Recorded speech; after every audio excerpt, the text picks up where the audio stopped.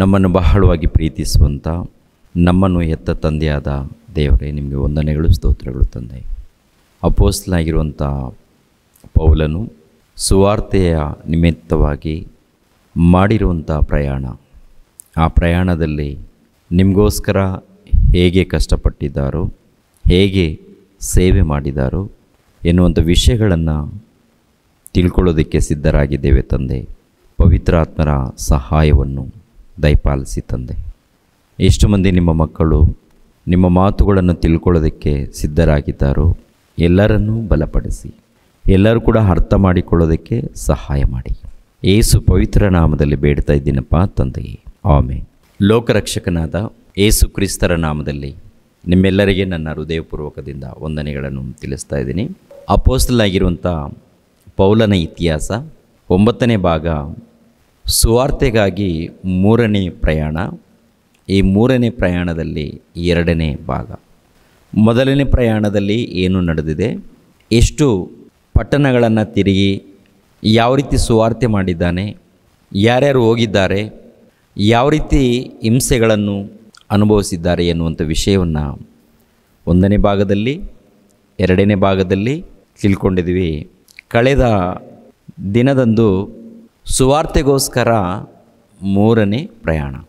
ಪ್ರಿಯರಾದ ದೇವರ ಮಕ್ಕಳಿರ, ಅಂತಿಯೋಕ್ಯದಿಂದ ಗಲಾತ್ಯ ಸೀಮೆಗೆ ಬಂದು ಅಲ್ಲಿ ಪ್ರುಗ್ರಿಯ ಎನ್ನುವಂಥ ಪಟ್ಟಣದಲ್ಲಿ ಸುವಾರ್ತೆ ಮಾಡಿ ಆನಂತರ ಎಫೆಸ ಪಟ್ಟಣಕ್ಕೆ ಬರ್ತಾರೆ. ಎಫೆಸ ಪಟ್ಟಣದಲ್ಲಿ ಬಂದ ನಂತರ ಯೆಹೂದ್ಯರಲ್ಲಿ ಕೆಲವರು ಕ್ರಿಸ್ತನನ್ನು ನಂಬಿಕೊಂಡವರು ಇರ್ತಾರೆ. ಅವರು ಯೋಹಾನನ ಮೂಲಕ ದೀಕ್ಷೆ ಸ್ನಾನ ಮಾತ್ರ ಪಡ್ಕೊಂಡಿರ್ತಾರೆ. ಅವರಿಗೆ ಪವಿತ್ರಾತ್ಮನ ವಿಷಯದಲ್ಲಿ ಗೊತ್ತಿರಲ್ಲ. ಪೌಲನು ಪವಿತ್ರಾತ್ಮನ ಬಗ್ಗೆ ಹೇಳಿದ ನಂತರ ಮತ್ತೆ ಅವರಿಗೆ ದೀಕ್ಷೆ ಸ್ನಾನ ಕೊಡುವಂಥದ್ದು ನಡೆಯುತ್ತೆ. ಆನಂತರ ಅದ್ಭುತ ಕ್ರಿಯೆಗಳು, ಪೌಲನು ಧರಿಸಿಕೊಂಡಿರುವಂಥ ವಸ್ತ್ರಗಳು, ಇಲ್ಲಾಂದರೆ ಪೌಲನ ಮೇಲೆ ಉಡಿ ವಸ್ತ್ರವನ್ನು, ಯಾವುದೋ ಒಂದು ವಸ್ತ್ರವನ್ನಿಟ್ಟು ರೋಗಿಯ ಮೇಲೆ ಇಟ್ಟಾಗ ಎಂಥ ರೋಗ ಇದ್ದರೂ ಕೂಡ ಪರವಾಗಿಲ್ಲ, ಆ ರೋಗಿಗಳಿಗೆ ವಾಸಿಯಾಗ್ತಾಯಿತ್ತು. ಆನಂತರ ದೆವ್ವಗಳು ಬಿಟ್ಟು ಹೋಗ್ತಾ ಇದ್ದು. ಆನಂತರ ಅದನ್ನು ನೋಡಿ ಕೆಲವರು ಯೆಹೂದ್ಯರಲ್ಲಿ ಕೆಲವರು ಈ ದೆವ್ವಗಳನ್ನು ಬಿಡಿಸ್ತಾ ಇದ್ದೀವಿ ಅಂತ ಹೇಳಿಕೊಂಡು ಜೀವಿಸುವಂಥವ್ರು ಕೆಲವರು ಪೌಲನು ಮಾಡುವಂಥದ್ದನ್ನು ನೋಡಿ ನಾವು ಕೂಡ ಮಾಡೋಣ ಅಂತ ಹೇಳಿ ಈ ದೆವ್ವ ಹಿಡಿದವರ ಬಳಿಯಲ್ಲಿ ಹೋಗಿ ಯೇಸು ಕ್ರಿಸ್ತರ ನಾಮದಲ್ಲಿ ಬಿಡಿಸುತ್ತೇವೆ ಅಂದಾಗ ದೆವ್ವ ಹಿಡಿದವನು 2 ಮನುಷ್ಯರನ್ನು ಭಯಂಕರ ರೀತಿಯಲ್ಲಿ ಅವರನ್ನು ಒಡೆದು ಅವರ ವಸ್ತ್ರಗಳನ್ನು ಕಳಚಿ ಓಡೋಗುವಂತೆ ಮಾಡ್ತಾನೆ. ಪೌಲನ ಯಾರೋ ಗೊತ್ತು, ಯೇಸು ಕ್ರಿಸ್ತರು ಯಾರು ಗೊತ್ತು, ನೀವು ಯಾರು ನಮ್ಗೆ ಗೊತ್ತಿಲ್ಲ ಅಂತೇಳಿ ಮಾಡುವಂಥದ್ದು. ಆನಂತರ ಎಫೆಸ ಪಟ್ಟಣದಲ್ಲಿ ಮಂತ್ರವಾದಿಗಳು, ಮಾಟ ಮಂತ್ರ ಮಾಡುವಂಥ ಇವರು, ಎರಡನೇದಾಗಿ ಈ ಮಾಟ ಮಂತ್ರಗಳನ್ನು ಕಲಿಯೋರಿಗೆ ವಿದ್ಯಾಲಯ ಕೂಡ ಇರುವಂಥದ್ದು. ಅದು ಕಳೆದ ಭಾಗದಲ್ಲಿ ನೋಡಿದ್ದೇವೆ. ಈಗ ಉಳಿದಿರುವಂಥ ಭಾಗವನ್ನು ನಾವು ಯೋಚನೆ ಮಾಡೋಣ. ಅಪೊಸ್ತಲರ ಕೃತ್ಯಗಳು 19ನೇ ಅಧ್ಯಾಯ 21ನೇ ವಚನ 22ನೇ ವಚನವನ್ನು ನೋಡೋಣ. ಅಪೊಸ್ತಲರ ಕೃತ್ಯಗಳು 19ನೇ ಅಧ್ಯಾಯ 21ನೇ ವಚನ 22ನೇ ವಚನವನ್ನು. ಈ ಸಂಗತಿಗಳು ಆದ ಮೇಲೆ ಪೌಲನು ತಾನು ಮೆಕೆದೋನ್ಯದಲ್ಲಿಯೂ ಅಕಾಯದಲ್ಲಿಯೂ ಸಂಚಾರ ಮಾಡಿ ಯೆರೂಸಲೇಮಿಗೆ ಹೋಗಬೇಕೆಂದು ಮನಸ್ಸಿನಲ್ಲಿ ಉದ್ದೇಶಿಸಿ ಅಲ್ಲಿಗೆ ಹೋದ ಮೇಲೆ ರೋಮಾಪುರವನ್ನು ಸಹ ನೋಡಬೇಕೆಂದು ಹೇಳಿದನು. ಆದರೆ ಅವನು ತನಗೆ ಸೇವೆ ಮಾಡುವವರಲ್ಲಿ ಇಬ್ಬರಾದ ತಿಮೋತಿಯನನ್ನು ಎರಸ್ತನನ್ನು ಮಕೆದೋನ್ಯಕ್ಕೆ ಕಳಿಸಿ ತಾನು ಆಸ ಸೀಮೆಯಲ್ಲಿ ಕೆಲವು ಕಾಲ ನಿಂತನು. ಅಂದರೆ ಈ ಎಫೆಸ ಪಟ್ಟಣದಲ್ಲಿ ಮಾಟ ಮಂತ್ರ ಮಾಡುವಂಥವರು, ದೆವ್ವಗಳನ್ನು ಬಿಡಿಸುವವರು ಯೆಹೂದ್ಯರು. ಆ ಪಟ್ಟಣದಲ್ಲಿ ಅರ್ತಮಿ ದೇವಿ ಎನ್ನುವಂಥ ಒಂದು ದೊಡ್ಡ ವಿಗ್ರಹ, ಆ ಒಂದು ಪಟ್ಟಣದಲ್ಲಿ ಉನ್ನತವಾದಂಥ ಹೆಸರು ಇರುವಂಥ ಒಂದು ವಿಗ್ರಹ, ಇವೆಲ್ಲ ಕೂಡ ಅಲ್ಲಿ ಇರುತ್ತೆ. ಒಟ್ಟಿನಲ್ಲಿ ಒಂದು ಅಂಧತ್ವದಲ್ಲಿ, ಅಂಧಕಾರದ ದೊರೆತನದಲ್ಲಿ ಇದ್ದಂಥ ಪಟ್ಟಣ ಅದು. ಇವಾಗ ಇಲ್ಲಿಂದ ಮಕೆದೋನ್ಯಕ್ಕೆ ಹೋಗಬೇಕು, ಎಫೆಸ ಪಟ್ಟಣದಿಂದ ಮಕೆದೋನ್ಯಕ್ಕೆ ಹೋಗಬೇಕು ಅಂತ ಆಲೋಚನೆ ಮಾಡ್ತಾರೆ. ಅದಕ್ಕಿಂತ ಮುಂಚಿತವಾಗಿ ತಿಮೋತಿಯನನ್ನು ಎರಸ್ತನನ್ನು ಕಳಿಸಿಕೊಡ್ತಾನೆ.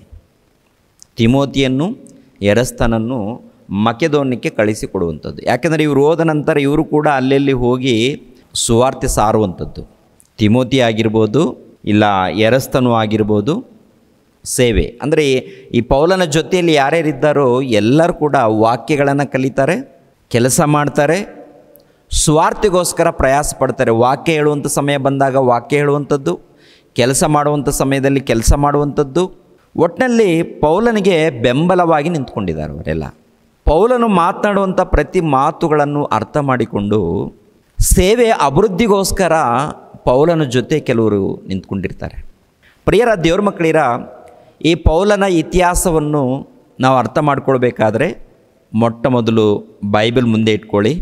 ಆಮೇಲೆ ಹೇಳುವಂಥ ರಿಫರೆನ್ಸ್ ವಚನಗಳನ್ನು ಬರೆದುಕೊಳ್ಳಿ.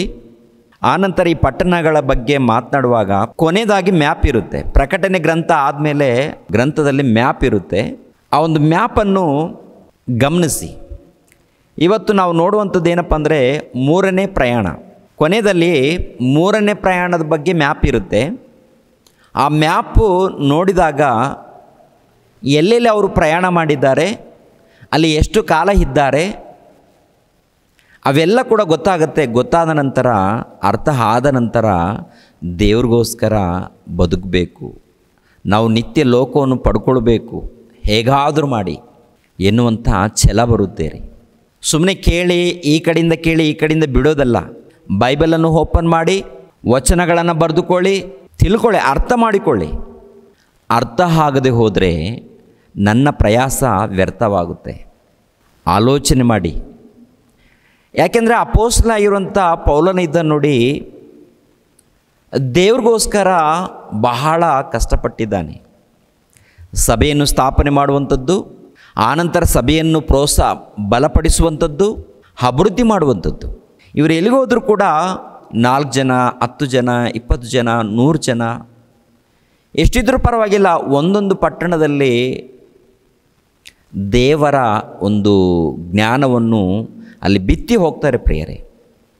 ಆನಂತರ ಮೊಳಕೆ ಬಂದಿದೆಯೋ ಇಲ್ವೋ ಅದನ್ನು ಕೂಡ ಗಮನಿಸ್ತಾ ಇರ್ತಾರೆ ಅವರು.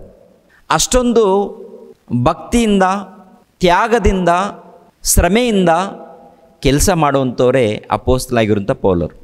ಅಪೊಸ್ತಲರು ಕೂಡ ಇದ್ದಾರೆ, ಅವರು ಕೂಡ ಬಹಳ ಕಷ್ಟಪಟ್ಟಿದ್ದಾರೆ. ಅವರೆಲ್ಲರಿಗಿಂತ ಹೆಚ್ಚು ಪ್ರಯಾಸ ಪಟ್ಟಿದ್ದು ಅಪೊಸ್ತಲನಾಗಿರುವಂಥ ಪೌಲನು. ಇಲ್ಲಿ ಏನು ನಡೆಯುತ್ತೆ, ಈ ಸಂಗತಿಗಳು ಆದಮೇಲೆ ಯಾವ ಸಂಗತಿಗಳು ಮೇಲ್ಗಡೆ ಅಂದರೆ 19ನೇ ಅಧ್ಯಾಯ 11ನೇ ವಚನದಿಂದ ನೋಡ್ಕೊಂಡು ಬಂದಾಗ ಗೊತ್ತಾಗುತ್ತೆ ಏನು ಸಂಗತಿಗಳು ನಡೆದಿದೆ ಅಂತ. ಓಕೆ, ಈ ಸಂಗತಿಗಳು ಆದ ಮೇಲೆ ಪೌಲನು ತಾನು ಮಕೆದೋನ್ಯದಲ್ಲಿಯೂ ಅಕಾಯದಲ್ಲಿಯೂ ಸಂಚಾರ ಮಾಡಿ ಯೆರೂಸಲೇಮಿಗೆ ಹೋಗಬೇಕೆಂದು ಮನಸ್ಸಿನಲ್ಲಿ ಉದ್ದೇಶಿಸಿದನು.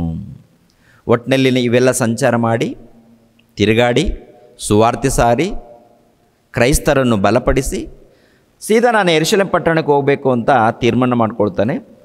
ತಿಮೋತಿಯನ್ನು, ಎರಸ್ತನನ್ನು ಮಕೆದೋನ್ಯಕ್ಕೆ ಕಳಿಸಿಕೊಡ್ತಾನೆ. ತಾನು ಆಸೆ ಸೀಮೆಯಲ್ಲಿ ಕೆಲವು ಕಾಲ ನಿಂತ್ಕೊಳ್ತಾನೆ. ಆಸೆ ಸೀಮೆ ಅಂದರೆ ಈ ಎಫೆಸ ಪಟ್ಟಣ ಇದೆಯಲ್ಲ, ಈ ಒಂದು ಪರಿಸರ ಪಟ್ಟಣದಲ್ಲಿ. 23ನೇ ವಚನ ನೋಡಿ. 23ನೇ ವಚನ, ಆ ಕಾಲದಲ್ಲಿ ಕ್ರೈಸ್ತ ಮಾರ್ಗದ ವಿಷಯವಾಗಿ ಬಹಳ ಗಲಭೆ ಹುಟ್ಟಿತು. ಹೇಗೆಂದರೆ ದೇಮೇತ್ರಿಯನೆಂಬ ಒಬ್ಬ ಅಕ್ಕಸಾಲಿಗನು ಬೆಳ್ಳಿಯಿಂದ ಅರ್ತಮಿ ದೇವಿಯ ಗುಡಿಯಂತೆ ಸಣ್ಣ ಸಣ್ಣ ಗುಡಿಗಳನ್ನು ಮಾಡಿಸುವವನಾಗಿದ್ದನು. ಆ ಕಸಬಿನವರಿಗೆ ಬಹಳ ಕೆಲಸ ಕೊಡುತ್ತಿದ್ದನು. ಅವನು ಅವರನ್ನು, ಆ ಕಸಬಿನ ಸಂಬಂಧವಾದ ಕೆಲಸದವರನ್ನು ಒಟ್ಟಿಗೆ ಕರೆಸಿ ಅವರಿಗೆ, ಜನರೇ, ಈ ಕೆಲಸದಿಂದ ನಮಗೆ ಐಶ್ವರ್ಯ ಉಂಟಾಗುತ್ತದೆ ಎಂದು ನೀವೇ ಬಲ್ಲಿರಿ. ಆದರೆ ಕೈಯಿಂದ ಮಾಡಿದ ಮೂರ್ತಿಗಳು ದೇವರುಗಳಲ್ಲವೆಂದು ಆ ಪೌಲನು ಹೇಳಿ ಎಫೆಸದಲ್ಲಿ ಮಾತ್ರವಲ್ಲದೆ ಸ್ವಲ್ಪ ಕಡಿಮೆ ಆಸೆ ಸೀಮೆಯಲ್ಲೆಲ್ಲ ಬಹಳ ಜನರನ್ನು ಒಡಂಬಡಿಸಿ ತಿರುಗಿಸಿಬಿಟ್ಟಿದ್ದಾನೆ ಎಂಬುದನ್ನು ನೀವು ನೋಡುತ್ತೀರಿ, ಕೇಳುತ್ತೀರಿ. ದೇಮೇತ್ರಿಯನು ಎನ್ನುವಂಥ ಒಬ್ಬ ಅಕ್ಕಸಾಲಿಗನು ಇದ್ದಾನೆ ಪ್ರಿಯರೇ. ದೇಮೇತ್ರಿಯನು ಈ ವ್ಯಕ್ತಿ ನೋಡುವಾಗ ಈ ಅರ್ತಮಿ ದೇವಿ ಎನ್ನುವಂಥ ವಿಗ್ರಹವನ್ನು, ಗುಡಿಯನ್ನು, ಎಫೆಸ ಪಟ್ಟಣದಲ್ಲಿ ಅರ್ತಮಿ ದೇವಿ ಎನ್ನುವಂಥ ದೊಡ್ಡ ವಿಗ್ರಹ. ಅಂದರೆ ಇವತ್ತು ನೋಡಿ, ಪ್ರಪಂಚ ದೇಶದಲ್ಲಿ 7 ಅದ್ಭುತಗಳು, 7 ಅದ್ಭುತಗಳನ್ನು ಕುರಿತು ನಾವು ಹೇಳ್ಕೊಳ್ತೀವಿ. ಅದೇ ಪ್ರಕಾರ 1ನೇ ಶತಮಾನದಲ್ಲಿ ಕೂಡ 7 ಅದ್ಭುತಗಳು ಹೇಳ್ಕೊಳ್ಳೋರು. ಆ 7 ಅದ್ಭುತಗಳಲ್ಲಿ ಎಫೆಸ ಪಟ್ಟಣದಲ್ಲಿ ಇದ್ದಂಥ ಈ ಗುಡಿ ಇದೆ ನೋಡಿ, ಈ ಅರ್ತಮಿ ದೇವಿಯ ಗುಡಿ ಇದೆ, ಈ ಗುಡಿಯಲ್ಲಿದ್ದಂಥ ವಿಗ್ರಹವನ್ನು ಕುರಿತು, ಆ ಗುಡಿಯನ್ನು ಕುರಿತು ಹೇಳಿಕೊಳ್ಳೋದು. ಅಂದರೆ ಎಫೆಸ ಪಟ್ಟಣದಲ್ಲಿ ಒಂದು ಅದ್ಭುತವಾದಂಥ ಪಟ್ಟಣ ಅಂತ ಹೇಳಿ ಪ್ರಪಂಚ ದೇಶದಲ್ಲಿ ಆಗಿನ ಕಾಲದಲ್ಲಿ ಹೇಳಿಕೊಳ್ಳುವಂಥದ್ದು ಅದ್ಭುತ. ಅದು 1ನೇ ಶತಮಾನದಲ್ಲಿ. ಪ್ರಿಯರಾದ ದೇವರ ಮಕ್ಕಳಿರ, ಆಲೋಚಿಸಿರಿ. ಎರಡನೇದಾಗಿ, ಆ ಒಂದು ಎಫೆಸ ಪಟ್ಟಣದಲ್ಲಿ ದೇಮೇತ್ರಿಯನು ಎಂಬುವಂಥ ಒಬ್ಬ ಅಕ್ಕಸಾಲಿಗನು ಗುಡಿಗಳನ್ನು ಇಲ್ಲಾಂದರೆ ವಿಗ್ರಹಗಳನ್ನು ತಯಾರು ಮಾಡುವಂಥ, ಬೆಳ್ಳಿಯಿಂದ ತಯಾರು ಮಾಡೋನು. ಎರಡನೇದಾಗಿ, ಅನೇಕರಿಗೆ ಈ ಕೆಲಸ ಕೊಡುವನು. ಅಂದರೆ ಈ ಗುಡಿಗಳನ್ನು ಇಲ್ಲಾಂದರೆ ವಿಗ್ರಹವನ್ನು ತಯಾರು ಮಾಡೋದಕ್ಕೆ ಅನೇಕರಿಗೆ ಕೆಲಸ ಕೊಡ್ತಾ ಇದ್ದಾನಂತೆ. ಅಲ್ಲಿ ಹೇಳುವಂಥ ಮಾತನ್ನು ಪ್ರತಿಯೊಬ್ಬರು ಕೂಡ ಗಮನಿಸ್ರಿ. ಅಪೊಸ್ತಲರ ಕೃತ್ಯಗಳು 19ನೇ ಅಧ್ಯಾಯ 24ನೇ ವಚನ. ಹೇಗೆಂದರೆ ದೇಮೇತ್ರಿಯನೆಂಬ ಒಬ್ಬ ಅಕ್ಕಸಾಲಿಗನು ಬೆಳ್ಳಿಯಿಂದ ಅರ್ತಮಿ ದೇವಿಯ ಗುಡಿಯಂತೆ ಸಣ್ಣ ಸಣ್ಣ ಗುಡಿಗಳನ್ನು ಮಾಡಿಸುವವನಾಗಿದ್ದನು. ಆ ಕಸಬಿನವರಿಗೆ ಬಹಳ ಕೆಲಸ ಕೊಡುತ್ತಿದ್ದನು. ಅವನು ಅವರನ್ನು, ಆ ಕಸಬಿನ ಸಂಬಂಧವಾದ ಕೆಲಸದವರನ್ನು ಒಟ್ಟಿಗೆ ಕರೆಸಿ ಅವರಿಗೆ, ಜನರೇ, ಈ ಕೆಲಸದಿಂದ ನಮಗೆ ಐಶ್ವರ್ಯ ಉಂಟಾಗುತ್ತದೆಂದು ನೀವೇ ಬಲ್ಲಿರಿ.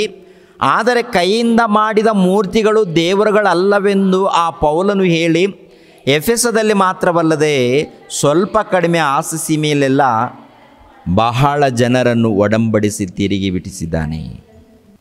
ಗಮನಿಸಬೇಕು ಪ್ರಿಯರ ದೇವರ ಮಕ್ಕಳಿರ. ಈ ಎಫೆಸ ಪಟ್ಟಣ ಮಾತ್ರವಲ್ಲ, ಈ ಆಸಿಸಿ ಮೇಲೆ ಎಲ್ಲ ಕಡೆ ಕ್ರಿಸ್ತನ ಬಗ್ಗೆ ಹೇಳಿದ್ದಾನೆ. ಅನೇಕರು ತಿರುಗಿದ್ದಾರೆ, ಅನೇಕರು ಬದಲಾಗಿದ್ದಾರೆ. ಯಾರು? ಒಬ್ಬ ಅನ್ಯನು ಹೇಳುವಂಥ ಮಾತು. ಅವನ ಹೆಸರು ಬಂದು ದೇಮೇತ್ರಿಯನು. ಎರಡನೇದಾಗಿ, ಅಕ್ಕಸಾಲಿಗನು, ವಿಗ್ರಹಗಳನ್ನು ತಯಾರು ಮಾಡುವಂಥ ವ್ಯಕ್ತಿ, ತಯಾರು ಮಾಡೋರಿಗೆ ಕೆಲಸ ಕೊಡುವಂಥ ವ್ಯಕ್ತಿ. ಅಂದರೆ ಎಷ್ಟು ಮಂದಿ ಕೆಲಸ ಮಾಡ್ತಾ ಇದ್ದಾರೋ ಅವರೆಲ್ಲರನ್ನು ಕರೆ ಕಳಿಸಿ, ನೋಡಿಪ್ಪ, ನಮಗೆ ದೊಡ್ಡ ಲಾಭ ಇದೆ. ಈ ಅರ್ತಮಿ ದೇವಿಯ ವಿಗ್ರಹವನ್ನು, ಗುಡಿಗಳನ್ನು ತಯಾರು ಮಾಡುವುದರಲ್ಲಿ, ಕೆಲಸ ಮಾಡುವುದರಲ್ಲಿ, ಮಾರಾಟದಲ್ಲಿ ದೊಡ್ಡ ಲಾಭ ಇದೆ. ದೊಡ್ಡ ಐಶ್ವರ್ಯವನ್ನು ನಮಗೆ ಉಂಟು ಮಾಡ್ತಾ ಇದೆ ಈ ದೇವಿಯ ಮೂಲಕ, ವಿಗ್ರಹದ ಮೂಲಕ, ಮಾರಾಟದ ಮೂಲಕ. ಆದರೆ ಆ ಪೌಲನು ಎಂಬುವನು ಬಂದು ಕ್ರಿಸ್ತನ ಬಗ್ಗೆ ಮಾತನಾಡಿದ್ದಾನೆ. ನಮ್ಮ ವಿಗ್ರಹಗಳನ್ನು ಯಾರು ಕೂಡ ಕೊಂಡುಕೊಳ್ಳದಂತೆ ಮಾಡಿದ್ದಾನೆ ಅಂತ ಹೇಳಿ ಏನ್ರಿ ಪೌಲನ ಮೇಲೆ ದೇಮೇತ್ರಿಯನು ಕುತಂತ್ರ ಮಾಡುವಂಥದ್ದು. ಪೌಲನು ತಂದೆಯಾದ ದೇವರ ಬಗ್ಗೆ, ಯೇಸು ಕ್ರಿಸ್ತರ ಬಗ್ಗೆ ಇದ್ದದ್ದು ಇದ್ದ ಹಾಗೆ ಸಾರಿದ್ದಾನೆ ವಿನಃ ಆ ವಿಗ್ರಹಗಳ ಬಳಿಯಲ್ಲಿ ಹೋಗಬೇಡಿ, ಅಲ್ಲಿ ಪೂಜೆಗೆ ಹೋಗಬೇಡಿ, ಇವೆಲ್ಲ ಏನೂ ಹೇಳಿಲ್ಲ. ಸೃಷ್ಟಿಕರ್ತನ ಬಗ್ಗೆ ಮಾತನಾಡಿದ್ದಾನೆ, ರಕ್ಷಣೆ ಬಗ್ಗೆ ಮಾತನಾಡಿದ್ದಾನೆ. ಅನೇಕರು ತಿಳ್ಕೊಂಡು ಅನೇಕರು ಬದಲಾಗಿದ್ದಾರೆ. ಬದಲಾದಾಗ ದೇಮೇತ್ರಿಯನಿಗೂ ವ್ಯಾಪಾರ ಕಡಿಮೆಯಾಗುತ್ತೆ. ಯಾಕೆಂದರೆ ಗುಡಿಗಳು, ಅಂದರೆ ಚಿಕ್ಕ ಚಿಕ್ಕ ಗುಡಿಗಳನ್ನು ತಯಾರು ಮಾಡಿ ಮಾರಾಟ ಮಾಡ್ತಾರೆ. ಆ ವ್ಯಾಪಾರ ಕಡಿಮೆ ಆದಾಗ ನಮಗೆ ಆದಾಯ ಕಡಿಮೆ ಆಗ್ತಾ ಇದೆ, ನಮಗೆ ಲಾಭ ಹೊರಟೋಗ್ತಾ ಇದೆ. ನಾವು ಶ್ರೀಮಂತರಾಗ್ತಾ ಇದ್ದೀವಿ, ಶ್ರೀಮಂತರಾಗಿದ್ದೇವೆ, ದೊಡ್ಡ ದೊಡ್ಡ ಐಶ್ವರ್ಯವಂತರಾಗಿದ್ದೇವೆ ಈ ಕಸಬಿನಿಂದ, ಈ ಕೆಲಸದಿಂದ. ಅವನು ಪೌಲನು ಯಾವನೋ ಎಲ್ಲಿಂದ ಬಂದಿದ್ದಾನೆ, ನಮ್ಮ ಕೆಲಸವನ್ನೆಲ್ಲ ಕೂಡ ಹಾಳು ಮಾಡ್ತಾ ಇದ್ದಾನೆ, ನಮಗೆ ಆದಾಯವು ಬರದಂತೆ ಮಾಡ್ತಾ ಇದ್ದಾನೆ. ಆದ್ದರಿಂದ ಏನು ಮಾಡೋಣ ಅಂತ ಹೇಳಿ ಎಲ್ಲರನ್ನ ಗ್ಯಾದರ್ ಮಾಡಿ, ಅಂದರೆ ಆ ಕೆಲಸ ಮಾಡುವಂಥವ್ರು ಇರ್ತಾರೆ ನೋಡಿ, ಅವರೆಲ್ಲರನ್ನು ಕರೆಸಿದಾಗ ಹೇಳುವಂಥ ಮಾತು ಪ್ರಿಯರೇ. 26ನೇ ವಚನ. ಅದಕ್ಕೆ ಕೈಯಿಂದ ಮಾಡಿದ ಮೂರ್ತಿಗಳು ದೇವರುಗಳಲ್ಲವೆಂದು ಆ ಪೌಲನು ಹೇಳಿ ಎಫೆಸದಲ್ಲಿ ಮಾತ್ರವಲ್ಲದೆ ಸ್ವಲ್ಪ ಕಡಿಮೆ ಆಸೆ ಸೀಮೆಯಲ್ಲ ಬಹಳ ಜನರನ್ನು ಒಡಂಬಡಿಸಿ ತಿರುಗಿಸಿ ಬಿಟ್ಟಿದ್ದಾನೆ ಎಂಬುದನ್ನು ನೀವು ನೋಡಿದ್ದೀರಿ, ಕೇಳಿದ್ದೀರಿ. ಇದರಿಂದ ನಮ್ಮ ಉದ್ಯೋಗಕ್ಕೆ ಅಪಕೀರ್ತಿ ಬರುವ ಹಾಗಿರುವುದಲ್ಲದೆ ಅರ್ತಮಿಯ ಮಹಾದೇವಿಯ ದೇವಸ್ಥಾನವು ಗಣನೆಗೆ ಬಾರದೆ ಹೋಗುವ ಹಾಗೆಯೂ ಎಲ್ಲ ಆಸೆ ಸೀಮೆಯು ಲೋಕವು ಪೂಜಿಸುವ ಈ ದೇವಿಯ ವೈಭವಕ್ಕೆ ಹಾನಿ ಬರುವ ಹಾಗೆಯೂ ಗಂಡಾಂತರ ಉಂಟೆಂದು ಹೇಳಿದನು. ಗಂಡಾಂತರ ಉಂಟೆಂದು ಅಂದರೆ ದೇಮೇತ್ರಿಯನು ಎನ್ನುವಂಥ ಈ ವ್ಯಕ್ತಿ ಪೌಲನ ಮೇಲೆ ಕುತಂತ್ರ ಮಾಡಿ ಪೌಲನನ್ನು ಆ ಪಟ್ಟಣದಿಂದ ಓಡಿಸ್ಬೇಕು ಎಂಬುವಂಥ ಆಲೋಚನೆ.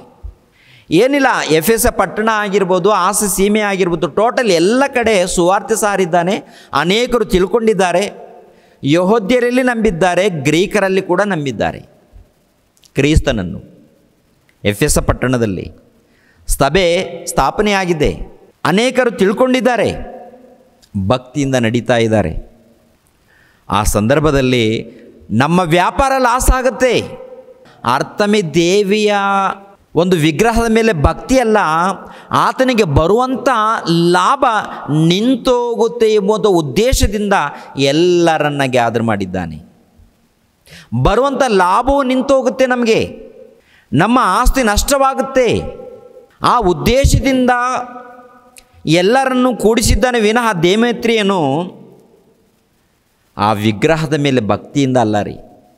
ಆಮೇಲೆ ಏನಾಗುತ್ತೆ ಅಂತ ನೋಡುವಾಗ ಎಲ್ಲರೂ ಬಂದಿದ್ದಾರೆ. ಬಂದ ನಂತರ ಎಲ್ಲರೂ ಕೋಪದಿಂದ ಹೇಳುವಂಥ ಮಾತು ನೋಡಿ ಒಂದು ಸಾರಿ 28ನೇ ವಚನ. ಅವರು ಈ ಮಾತುಗಳನ್ನು, ಯಾರು ಈ ಮಾತುಗಳನ್ನು ಅಂದರೆ ದೇಮೇತ್ರಿಯನು ಹೇಳಿರುವಂಥ ಈ ಮಾತನ್ನು ಯಾರು? ಅದೇ ಕಸಬಿನವರು. ಅಂದರೆ ಅನೇಕ ಮಂದಿ ಅಕ್ಕಸಾಲಿಗರಿರ್ತಾರೆ ನೋಡಿ, ಈ ವಿಗ್ರಹವನ್ನು ತಯಾರು ಮಾಡುವಂಥಲ್ಲಿ ಎಲ್ಲರೂ ಬಂದು ಅವರು ಈ ಮಾತುಗಳನ್ನು ಕೇಳಿ ಕೋಪಕ್ರಾಂತರಾಗಿ ಎಫೆಸದವರ ಅರ್ತಿಮೆ ದೇವಿ ಮಹಾದೇವಿ ಎಂದು ಆರ್ಭಟಿಸಿದರು. ಆಗ ಊರೆಲ್ಲ ಗಲಿಬಿಲಿಯಾಯಿತು.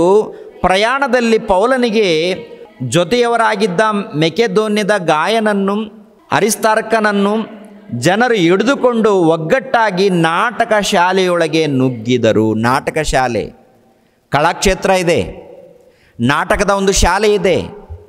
ಸುಮಾರು 25,000 ಮಂದಿ ಕೂಡುವಂಥ ದೊಡ್ಡದೊಂದು ಪ್ರದೇಶ ಅದು. ಅಲ್ಲಿಗೆ ಕರ್ಕೊಂಡು ಹೋಗ್ತಾ ಇದ್ದಾರೆ. ಪೌಲನ ಜೊತೆಯಲ್ಲಿ ಇರುವಂಥ ಇಬ್ಬರನ್ನ ಎಳ್ಕೊಂಡು ಹೋಗಿದ್ದಾರೆ.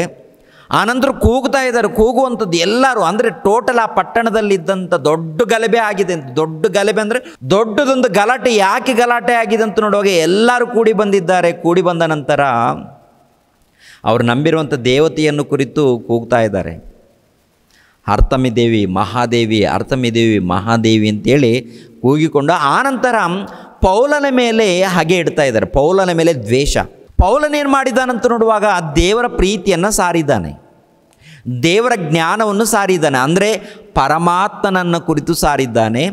ಪರಮಾತ್ಮನ ಮಗನಾಗಿರುವಂಥ ದೈವ ಕುಮಾರನಾಗಿರುವಂಥ ಯೇಸು ಕ್ರಿಸ್ತರ ಬಗ್ಗೆ ತಿಳಿಸಿದ ನಂತರ ನಿಮಗೆ ರಕ್ಷಣೆ ಬೇಕು ಅಂದರೆ, ಪಾಪ ಕ್ಷಮಾಪಣೆ, ಆತ್ಮ ರಕ್ಷಣೆ ಬೇಕು ಅಂದರೆ ಈತನ ಮೂಲಕ ನಮಗೆ ರಕ್ಷಣೆ ಇದೆ ಅಂತೇಳಿ ಅದ್ಭುತ ರೀತಿಯಲ್ಲಿ ಇದ್ದದ್ದು ಇದ್ದ ಹಾಗೆ ವಾಕ್ಯಗಳನ್ನು ಸಾರಿದ್ದಾನೆ. ಸಾರಿದಾಗ ಅಲ್ಲಿರುವಂಥ ಎಲ್ಲ ಪ್ರಜೆಗಳು ಸಂತೋಷ ಪಡೋದು ಬಿಟ್ಟು, ಅರ್ಥ ಮಾಡಿಕೊಳ್ಳೋದು ಬಿಟ್ಟು ತಿರುಗಿ ಬೀಳುವಂಥದ್ದೇನು ಅಂದರೆ ದೇವರಿಗಿಂತ ದೇವರ ಜ್ಞಾನದಗಿಂತ ಲಾಭವೇ ಮುಖ್ಯನಾ? ದೇವರಿಗಿಂತ, ದೇವರ ಜ್ಞಾನದಗಿಂತ, ದೇವರ ವಾಕ್ಯಗಳಿಗಿಂತ ಆ ಪ್ರಜೆಗಳಿಗೆ ಏನು ಮುಖ್ಯ? ಲಾಭ ಮುಖ್ಯ. ಲಾಭ, ನಮ್ಮ ಲಾಭ ಹಾಳಾಗುತ್ತೆ. ನಮಗೆ ಬರುವಂಥ ಆದಾಯವು ನಿಂತೋಗುತ್ತೆ. ಆ ದೇವರ ಬಗ್ಗೆ ನಮ್ಗೆ ಬೇಕಾಗಿಲ್ಲ, ಸೃಷ್ಟಿಕರ್ತನ ಬಗ್ಗೆ ನಮ್ಗೆ ಬೇಕಾಗಿಲ್ಲ, ಪರಮಾತ್ಮನ ಬಗ್ಗೆ ನಮಗೆ ಬೇಕಾಗಿಲ್ಲ, ನಮಗೆ ಲಾಭ ಮುಖ್ಯ ಅಂತ ಹೇಳಿ ದೊಡ್ಡದೊಂದು ಹೋರಾಟ ರೀ, ಪ್ರತಿಭಟನೆ, ರ್ಯಾಲಿ ನಡೀತಾ ಇದೆ. ಒಂದು ರೀತಿಯಲ್ಲಿ ಹೇಳ್ಬೇಕಂದ್ರೆ ರ್ಯಾಲಿ ಅಂದರೆ ತುಂಬ ಊರಲ್ಲಿ ಎಲ್ಲರೂ ಬಂದಿದ್ದಾರೆ. ಅದಕ್ಕೆ ಮುಖ್ಯ ಅಧಿಕಾರಿ ದೇಮೇತ್ರಿಯನು ಮುಂದೆ ನಿಂತ್ಕೊಂಡಿದ್ದಾನೆ. ಆತನ ಹಿಂದೆ ಅನೇಕರು ಈ ಕಸಬಿನವರು ನಿಂತ್ಕೊಂಡಿದ್ದಾರೆ. ಇನ್ನು ಊರಿನಲ್ಲಿ ಇದ್ದಂಥವ್ರು ಎಲ್ಲರೂ ಕೂಡ ಬಂದಿದ್ದಾರೆ. ಯಾಕೆ ಬಂದಿದ್ದರು ಊರಲ್ಲಿ ಇದ್ದಂಥವ್ರು ಅವ್ರಿಗೆ ಗೊತ್ತಿಲ್ಲ. ಒಂದು 20 ಜನ, 30 ಜನ, 50 ಜನ ಕೂಗ್ತಾ ಇದ್ದರೆ ಇನ್ನು ಉಳಿದವರೆಲ್ಲರೂ ಕೂಡ ಕೂಗ್ಕೊಂಡು ಬರೋದಷ್ಟೇ. ಒಂದು 50 ಜನ ಕೂಗಿದರೆ ಅವ್ರ ಜೊತೆಗೆ ಇನ್ನು ಸಾವಿರಾರು ಜನ ಹಿಂದಕ್ಕೆ ಬಂದು ಅವ್ರ ಜೊತೆಗೆ ಕೂಗುವಂಥದ್ದು. ಯಾಕೆ ಕೂಗ್ತಾ ಇದ್ದಾರೆ, ಉದ್ದೇಶ ಏನು ಕೆಲವ್ರಿಗೆ ಗೊತ್ತಿಲ್ಲ ರೀ. ಕೇಳ್ತಾ ಇದ್ದಾರೆ ಕೆಲವರಿಗೆ, ಹೌದು ಯಾಕೆ ಇವರೆಲ್ಲರೂ ಬಂದಿದ್ದಾರೆ, ಯಾಕೆ ಕೂಗ್ತಾ ಇದ್ದಾರೆ, ಕಾರಣ ಏನು? ಒಬ್ಬೊಬ್ಬರು ಒಂದೊಂದು ರೀತಿಯಲ್ಲಿ ಹೇಳ್ಕೊಳ್ತಾ ಇದ್ದಾರಂತೆ. ಕೆಳಗಡೆ ಮಾತನ್ನು ನೋಡುವಾಗ 29ನೇ ವಚನ. ಆಗ ಊರೆಲ್ಲ ಗಲಿಬಿಲಿ ಆಯಿತು. ಪ್ರಯಾಣದಲ್ಲಿ ಪೌಲನಿಗೆ ಜೊತೆಯಾಗಿದ್ದ ಮೆಕೆದೋನ್ಯದ ಗಾಯನನ್ನು ಅರಿಸ್ತಾರ್ಕನನ್ನು ಜನರು ಹಿಡಿದುಕೊಂಡು ಒಗ್ಗಟ್ಟಾಗಿ ನಾಟಕ ಶಾಲೆಯೊಳಗೆ ನುಗ್ಗಿದರು. ಪೌಲನು ಜನರೊಳಗೆ ಹೋಗಬೇಕೆಂದಿದ್ದಾಗ ಶಿಷ್ಯರು ಅವನನ್ನು ಬಿಡಲಿಲ್ಲ. ಇದಲ್ಲದೆ ಆಸೆ ಸೀಮೆಯ ಅಧಿಕಾರಿಗಳಲ್ಲಿ ಕೆಲವರು ಅವನಿಗೆ ಸ್ನೇಹಿತರಾಗಿದ್ದರಿಂದ ಅವನ ಬಳಿಗೆ ಜನರನ್ನು ಕಳಿಸಿ, ನೀನು ನಾಟಕ ಶಾಲೆಯೊಳಗೆ ಹೋಗಿ ನಿನ್ನನ್ನು ಅಪಾಯಕ್ಕೆ ಗುರಿ ಮಾಡಿಕೊಳ್ಳಬೇಡ ಎಂದು ಬೇಡಿಕೊಂಡರು. ಸಭೆಯ ಗಲಿಬಿಲಿ ಆಯಿತು ಮತ್ತು ಹೆಚ್ಚಾದ ಜನರಿಗೆ ತಾವು ಕೂಡಿ ಬಂದಿದ್ದ ಕಾರಣವು ಗೊತ್ತಿರಲಿಲ್ಲ. ಕೆಲವರು ಒಂದು ಬಗೆಯಾಗಿಯೂ ಮತ್ತು ಕೆಲವರು ಇನ್ನೊಂದು ಬಗೆಯಾಗಿಯೂ ಕೂಗುತ್ತಿದ್ದರು. ಅಂದರೆ ಪೌಲನಿಗೆ ಗೊತ್ತಾಗಿದೆ, ದೇಮೇತ್ರಿಯನು ಎನ್ನುವಂಥ ಇವನು ಪೌಲನ ಮೇಲೆ ಕುತಂತ್ರ ಮಾಡಿ ಓಡಿಸ್ಬೇಕು, ಇಲ್ಲಾಂದರೆ ನಾಶ ಮಾಡಬೇಕು ಎಂಬುವಂಥ ಆಲೋಚನೆಯಲ್ಲಿ ಇದ್ದಾನೆ ಎನ್ನುವಂಥ ಸಂಗತಿ ಗೊತ್ತಾದ ನಂತರ ಏನ್ರಿ, ಪ್ರಿಯರಾದ ದೇವರ ಮಕ್ಕಳಿಗೆ ಇಬ್ಬರನ್ನು ಹಿಡ್ಕೊಂಡು ಹೋಗ್ತಾರೆ. ಆನಂತರ ಶಾಲೆಯ ಆವರಣದಲ್ಲಿ ಆವಾಗ ಆಸ್ಯಸೀಮೆಯ ಅಧಿಕಾರಿಗಳಲ್ಲಿ ಕೆಲವರು ಪೌಲನಿಗೆ ಸ್ನೇಹಿತರಂತೆ. ಪೌಲನಿಗೆ ಸ್ನೇಹಿತರಾಗಿರೋದರಿಂದ ಪೌಲನಿಗೆ ಕೆಲವು ಕ್ಲೂ ಕೊಡ್ತಾ ಇದ್ದಾರೆ. ಅಯ್ಯ, ಈ ಕಡೆ ಬರಬೇಡಿ, ಯಾಕೆಂದರೆ ತುಂಬ ಗಲಾಟೆ ಇದೆ, ಬಂದರೆ ನಿಮಗೆ ಕಿರಿಕಿರಿ ಆಗುತ್ತೆ, ಜಾಗ್ರತೆ ನೋಡ್ಕೊಳ್ಳಿ ಅಂತ ಹೇಳಿದ್ರಿಂದ ಪೌಲನ ಜೊತೆಯಲ್ಲಿ ಇನ್ನೂ ಕೆಲವರು ಶಿಷ್ಯರಿರ್ತಾರಲ್ವ, ಇವರು ಯಾರು ಕೂಡ ಹೋಗಬೇಡಿ ಅಂತೇಳಿ ತಡೀತಾರೆ. ಆದರೆ ಅಲ್ಲಿರುವಂಥ ಅನೇಕ ಮಂದಿ ಪ್ರಜೆಗಳು ಬಂದಿರ್ತಾರೆ ನೋಡಿ. ಈ ಅನೇಕ ಮಂದಿ ಪ್ರಜೆಗಳು ಎರಡು ರೀತಿಯಲ್ಲಿ ಕೂಗಾಡ್ತಾರೆ. ಅವರೊಂದು ರೀತಿಯಲ್ಲಿ ಕೂಗಾಟ, ಇವರೊಂದು ರೀತಿಯಲ್ಲಿ ಕೂಗಾಟ. ಆ ಕೂಗಾಟ ಯಾಕೆ ಅನ್ನೋದು ಅವರಿಗೆ ಗೊತ್ತಿಲ್ಲ, ಕಾರಣ ಗೊತ್ತಿಲ್ಲಂತೆ. ಆನಂತರ ಆ ಪಟ್ಟಣದ ಒಬ್ಬ ಯಜಮಾನನು ಬಂದು ತಿಳ್ಕೊಂಡು, ಪ್ರಿಯರಾದ ದೇವರ ಮಕ್ಕಳಿರ, ಈ ಒಂದು ಗಲಾಟೆಯನ್ನು ತಡೆಯೋದಕ್ಕೆ ಪ್ರಯತ್ನ ಮಾಡ್ತಾ ಇದ್ದಾನೆ ನೋಡಿ. ಆ ಮಾತನ್ನು ಎಲ್ಲಿರುತ್ತೆ ಅಂತ ನೋಡುವಾಗ 35ನೇ ವಚನ. ಕಡೆಗೆ ಪಟ್ಟಣದ ಯಜಮಾನನು ಜನರ ಗುಂಪನ್ನು ಸಮಾಧಾನಪಡಿಸಿ, ಎಫೆಸ ಪಟ್ಟಣದವರು ಅರ್ತಮಿಯ ಮಹಾದೇವಿಯ ದೇವಸ್ಥಾನಕ್ಕೂ ಆಕಾಶದಿಂದ ಬಿದ್ದ ಆಕೆ ಮೂರ್ತಿಗೂ ಪಾಲಕರಾಗಿದ್ದಾರೆಂಬುದನ್ನು ತಿಳಿಯದಿರುವ ಮನುಷ್ಯನು ಇದ್ದಾನೆ. ಅಂದರೆ ಏನರ್ಥ ಇದು? ಅಂದರೆ ಎಲ್ಲ ಗುಂಪಾಗಿ ಬಂದಿದ್ದಾರೆ. ಗುಂಪಾಗಿ ಬಂದಿರುವಾಗ ಪೌಲನ ಮೇಲೆ ರೇಗಾಡ್ತಾ ಇದ್ದಾರೆ ಕೆಲವರು. ಒಂದು ಸಾರಿ ತಡೀರಿ ಅಂತೇಳಿ ಆ ಪಟ್ಟಣದ ಯಜಮಾನನು ನಿಂತು ಮಾತನಾಡುವಂಥದ್ದು. ಎಫೆಸಿನ ಜನರೇ, ಪಟ್ಟಣದವರೇ, ನನ್ನ ಮಾತು ಕೇಳಿ. ಏನು ಗೊತ್ತಾ, ಈ ಅರ್ತಮಿ ದೇವಿ ಆಕಾಶದಿಂದ ಬಿದ್ದಿದ್ದಾಳೆ. ಎಲ್ಲರಿಗೂ ಗೊತ್ತಾ? ಅರ್ತಮಿ ದೇವಿ ಎನ್ನುವಂಥ ವಿಗ್ರಹ ಇದೆಯಲ್ಲ, ಈ ವಿಗ್ರಹ ಆಕಾಶದಿಂದ ಬಿದ್ದಿದೆ ಎನ್ನುವಂಥ ಸಂಗತಿ ಟೋಟಲಿ ಪಟ್ಟಣಕ್ಕೆ ಎಲ್ಲರಿಗೂ ಗೊತ್ತಿರುವಂಥ ವಿಷಯ. ಎರಡನೇದಾಗಿ ನೋಡಿ 36ನೇ ವಚನ, ಆಕಾಶದಿಂದ ಬಿದ್ದ ಆಕೆಯ ಮೂರ್ತಿಗೂ ಪಾಲಕರಾಗಿದ್ದಾರೆಂಬುದನ್ನು ತಿಳಿಯದಿರುವ ಮನುಷ್ಯನು ಇದ್ದಾನೆ. ಈ ಸಂಗತಿ ಅಲ್ಲವೆನ್ನುವುದಕ್ಕೆ ಯಾರಿಂದಲೂ ಆಗದಿರುವುದರಿಂದ ನೀವು ಶಾಂತಿಯಿಂದಿರಬೇಕು. ಇದು ಯಾರಿಂದ ತಡೆಯೋಕ್ಕಾಗುತ್ತೆ? ಯಾರೋ ಬಂದು ಏನೋ ಮಾತಾಡಿದ್ರೆ ಇದು ಸುಲಭ ಆಗುತ್ತಾ? ನಮ್ಮ ದೇವಿ ಆಕಾಶದಿಂದ ಬಂದು ಬಿದ್ದಿದ್ದಾಳೆ ಅಂತೇಳಿ ಅಲ್ಲಿರುವಂಥ ನಂಬಿಕೆ. ಆದ್ದರಿಂದ ಪೌಲನ ಬಗ್ಗೆ ನೀವು ರೇಗಾಡ್ತಾ ಇದ್ದೀರಾ? ಈ ಪೌಲನ ಬಗ್ಗೆ ವಿಚಾರ ಮಾಡಿದಾಗ ನಮ್ಮ ದೇವ ಬಗ್ಗೆ ಏನು ಮಾತನಾಡಿಲ್ಲ. ಇದು ಆ ದೇಮೇತ್ರಿಯನು ಎಂಬುವಂಥ ಅಕ್ಕಸಾಲಿಗೆಯನ್ನು ಮಾಡಿರುವಂಥ ಕುತಂತ್ರ. ಅವನ ವ್ಯಾಪಾರ ನಷ್ಟವಾಗುತ್ತೆ ಅನ್ನುವಂಥ ಕುತಂತ್ರದಿಂದ ಗದ್ದಲ ಎಬ್ಬಿಸಿದ್ದಾನೆ. ಆದ್ದರಿಂದ ನೀವು ಆಲೋಚನೆ ಮಾಡಿ, ಈ ಮನುಷ್ಯರದು ತಪ್ಪಿಲ್ಲ. ಈ ಮನುಷ್ಯರೇನಪ್ಪ ಅಂತ ನೋಡುವಾಗ ಕ್ರಿಸ್ತನ ಬಗ್ಗೆ ಏನೋ ಮಾತನಾಡ್ತಾ ಇದ್ದಾರೆ, ಮಾತನಾಡಲಿ, ಇಷ್ಟ ಇದ್ದರೆ ನಂಬ್ರಿ, ಇಲ್ಲಾಂದರೆ ಬಿಟ್ಬಿಡಿ. ಆದರೆ ನಮ್ಮ ದೇವಿ ಬಗ್ಗೆ ಮಾತನಾಡಿಲ್ಲ ಆತ ಅಂತ ಹೇಳಿ ಈ ಪಟ್ಟಣದ ಒಬ್ಬ ಯಜಮಾನನು ಸಮಾಧಾನ ಪಡಿಸ್ತಾ ಇದ್ದಾನೆ. ಪ್ರಿಯರಾದ ದೇವರ ಮಕ್ಕಳಿಗೆ ಸಮಾಧಾನನ ಪಡಿಸುವಂಥದ್ದು. 36ನೇ ವಚನ ಮೇಲ್ಗಡೆ ಮಾತು, ದುಡುಕಿನಿಂದ ಏನು ಮಾಡಬಾರದು. ನೀವು ತಂದಿರುವ ಈ ಮನುಷ್ಯರು ದೇವಸ್ಥಾನದಲ್ಲಿ ಕಳ್ಳತನ ಮಾಡುವವರಲ್ಲ, ನಮ್ಮ ದೇವಿಯನ್ನು ದೂಷಿಸುವವರೂ ಅಲ್ಲ. ಅಂದರೆ ಇವರು ಕಳ್ಳರೂ ಅಲ್ಲ, ನಮ್ಮ ದೇವಿಯನ್ನು ದೂಷಿಸುವವರು ಅಲ್ಲ. ಹೀಗಿರುವುದರಿಂದ ದೇಮೇತ್ರಿಯನಿಗೂ ಅವನ ಪಕ್ಷವನ್ನು ಹಿಡಿದಿರುವ ಕಸಬಿನವರಿಗೂ ಯಾವನ ಮೇಲಾದರೂ ಒಂದು ವ್ಯವಹಾರವಿದ್ದರೆ ನ್ಯಾಯಸ್ಥಾನಗಳುಂಟು, ಅಧಿಪತಿಗಳಿದ್ದಾರೆ. ಒಬ್ಬರ ಮೇಲೊಬ್ಬರು ವ್ಯಾಜ್ಯ ಮಾಡಿಕೊಳ್ಳಲಿ. ಏನಾದರೂ ಹೆಚ್ಚು ವಿಚಾರಣೆ ಬೇಕಾದರೆ ಅದು ನ್ಯಾಯವಾಗಿ ನೆರೆದ ಸಭೆಯಲ್ಲಿ ತೀರ್ಮಾನಿಸಲ್ಪಡಬೇಕು. ಈ ದಿನದಲ್ಲಿ ನ್ಯಾಯವಾದ ಕಾರಣವಿಲ್ಲದೆ ನೆರೆದ ಕೂಟದ ವಿಷಯದಲ್ಲಿ ಇದು ಒಂದು ದಂಗೆ ಎಂಬುದಾಗಿ ನಮ್ಮ ಮೇಲೆ ತಪ್ಪು ಹೊರಿಸುವುದಕ್ಕೆ ಆಸ್ಪದವಾಯಿತು. ಈ ದೊಂಬಿಯನ್ನು ಕುರಿತು ವಿಚಾರಣೆಯಾದರೆ ನಮ್ಮಿಂದ ಉತ್ತರ ಕೊಡುವುದಕ್ಕೆ ಆಗುವುದೇ ಇಲ್ಲ ಎಂದು ಹೇಳಿದನು. ಈ ಮಾತುಗಳನ್ನು ಹೇಳಿ ಸಭೆಯನ್ನು ಮುರಿದನು. ಸಭೆಯನ್ನು ಒಟ್ಟಿನಲ್ಲಿ ಸಮಾಧಾನ ಪಡಿಸಿದ್ದಾನೆ. ಯಾರ ಪಾಡಿಗೆ ಅವರು ಹೋಗಿದ್ದಾರೆ. ಒಂದು ವೇಳೆ ಆ ದೇಮೇತ್ರಿಯನಿದ್ದಾನೆ, ಆ ದೇಮೇತ್ರಿಯನಾಗಿರ್ಬೋದು, ಅವರ ಕಸಬಿನವರಾಗಿರ್ಬೋದು, ಅದು ನೋಡ್ಕೊಳ್ತಾರೆ. ಪೌಲನ ಏನಾದರೂ ಅನ್ಯಾಯ ಮಾಡಿದರೆ ಏನು ಮಾಡಿಲ್ಲ, ಏನು ಕಳ್ಳತನ ಮಾಡಿಲ್ಲ, ಏನೂ ಮಾಡಿಲ್ಲ. ಅಂಥವ್ರ ಮೇಲೆ ನಾವು ಈ ರೀತಿ ದೂಷಿಸೋದು ತಪ್ಪಾಗುತ್ತೆ ಪ್ರಜೆಗಳೇ, ನನ್ನ ಮಾತು ಕೇಳಿ ಎಂದು ಪಟ್ಟಣದ ಒಬ್ಬ ಹಿರಿಯನು ಬಂದು ಹೇಳಿದಾಗ ಆವಾಗ ಸಭೆ ಸಮಾಧಾನ ಪಡುತ್ತಾರೆ. ಅಂದರೆ ಎಫೆಸ ಪಟ್ಟಣದಲ್ಲಿ ಈ ದೇಮೇತ್ರಿಯನು ಎನ್ನುವಂಥ ಮಾಡಿರುವಂಥ ಕುತಂತ್ರ ಪ್ರಿಯರಾದ ದೇವರ ಮಕ್ಕಳಿಗೆ. ಆನಂತರ ಏನಾಗುತ್ತೆ ಎನ್ನುವಂಥ ವಿಷಯವನ್ನು 20ನೇ ಅಧ್ಯಾಯ. ಗದ್ದಲವು ನಿಂತ ತರುವಾಯ ಪೌಲನು ಶಿಷ್ಯರನ್ನು ಕೂಡ ಕರೆಸಿ ಧೈರ್ಯಗೊಳಿಸಿ ಅವರ ಅಪ್ಪಣೆ ತೆಗೆದುಕೊಂಡು ಮಕೆದೋನ್ಯಕ್ಕೆ ಹೊರಟನು. ಅಂದರೆ ಪೌಲನು ಇವಾಗ ಮಾಡುವಂಥ ಕೆಲಸ ಏನಂತ ನೋಡುವಾಗ ಶಿಷ್ಯರೆಲ್ಲರನ್ನೂ ಧೈರ್ಯಪಡಿಸ್ತಾ ಇದ್ದಾನಂತೆ. ಧೈರ್ಯಪಡಿಸುವಂಥದ್ದು ಯಾಕೆ ಧೈರ್ಯ?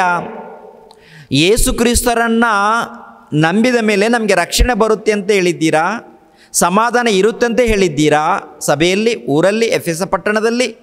ಆಗಿರುವಾಗ ನಿಮಗೆ ಗಲಾಟೆ ಏನು? ನೀವು ದೇವರ ಮಗನು, ದೈವಕುಮಾರನು, ದೇವರ ಬಗ್ಗೆ ಸುವಾರ್ತೆ ಹೇಳುವಂಥ ದೊಡ್ಡ ಸೇವಕನಾಗಿರುವಂಥ ನಿಮ್ಮ ಮೇಲೆ ಇಷ್ಟು ಗಲಾಟೆ ಆಗಿರುವಾಗ ಏನು ಗತಿ ಏನು ಇವಾಗ ಅಂತೇಳಿ ಕೆಲವರು ದುಃಖದಲ್ಲಿ ಬಾಧೆಯಲ್ಲಿ ಇರ್ತಾರಲ್ವ. ಆದ್ದರಿಂದ ಎಲ್ಲರನ್ನ ಕರೆ ಕಳಿಸಿ ನೋಡ್ರಿಪ್ಪ ನನ್ನ ಮಾತನ್ನು ಕೇಳಿ ಅಂತ ಹೇಳಿ ಧೈರ್ಯಪಡಿಸುವಂಥದ್ದು. ಏನು ಧೈರ್ಯ? ಒಂದು ಸಾರಿ ನೋಡೋಣ ಕೆಲವು ಮಾತುಗಳನ್ನು. ಯೋಹಾನನ ಬರೆದ ಸುವಾರ್ತೆ 15ನೇ ಅಧ್ಯಾಯ 17ನೇ ವಚನದಿಂದ ನೋಡೋಣ. ಯೋಹಾನನ ಬರೆದ ಸುವಾರ್ತೆ 15ನೇ ಅಧ್ಯಾಯ 17ನೇ ವಚನ ನೋಡಿ ಪ್ರಿಯರೇ. ನೀವು ಒಬ್ಬರನ್ನೊಬ್ಬರು ಪ್ರೀತಿಸಬೇಕೆಂತಲೇ ಇವುಗಳನ್ನು ನಿಮಗೆ ಆಜ್ಞಾಪಿಸುತ್ತೇನೆ.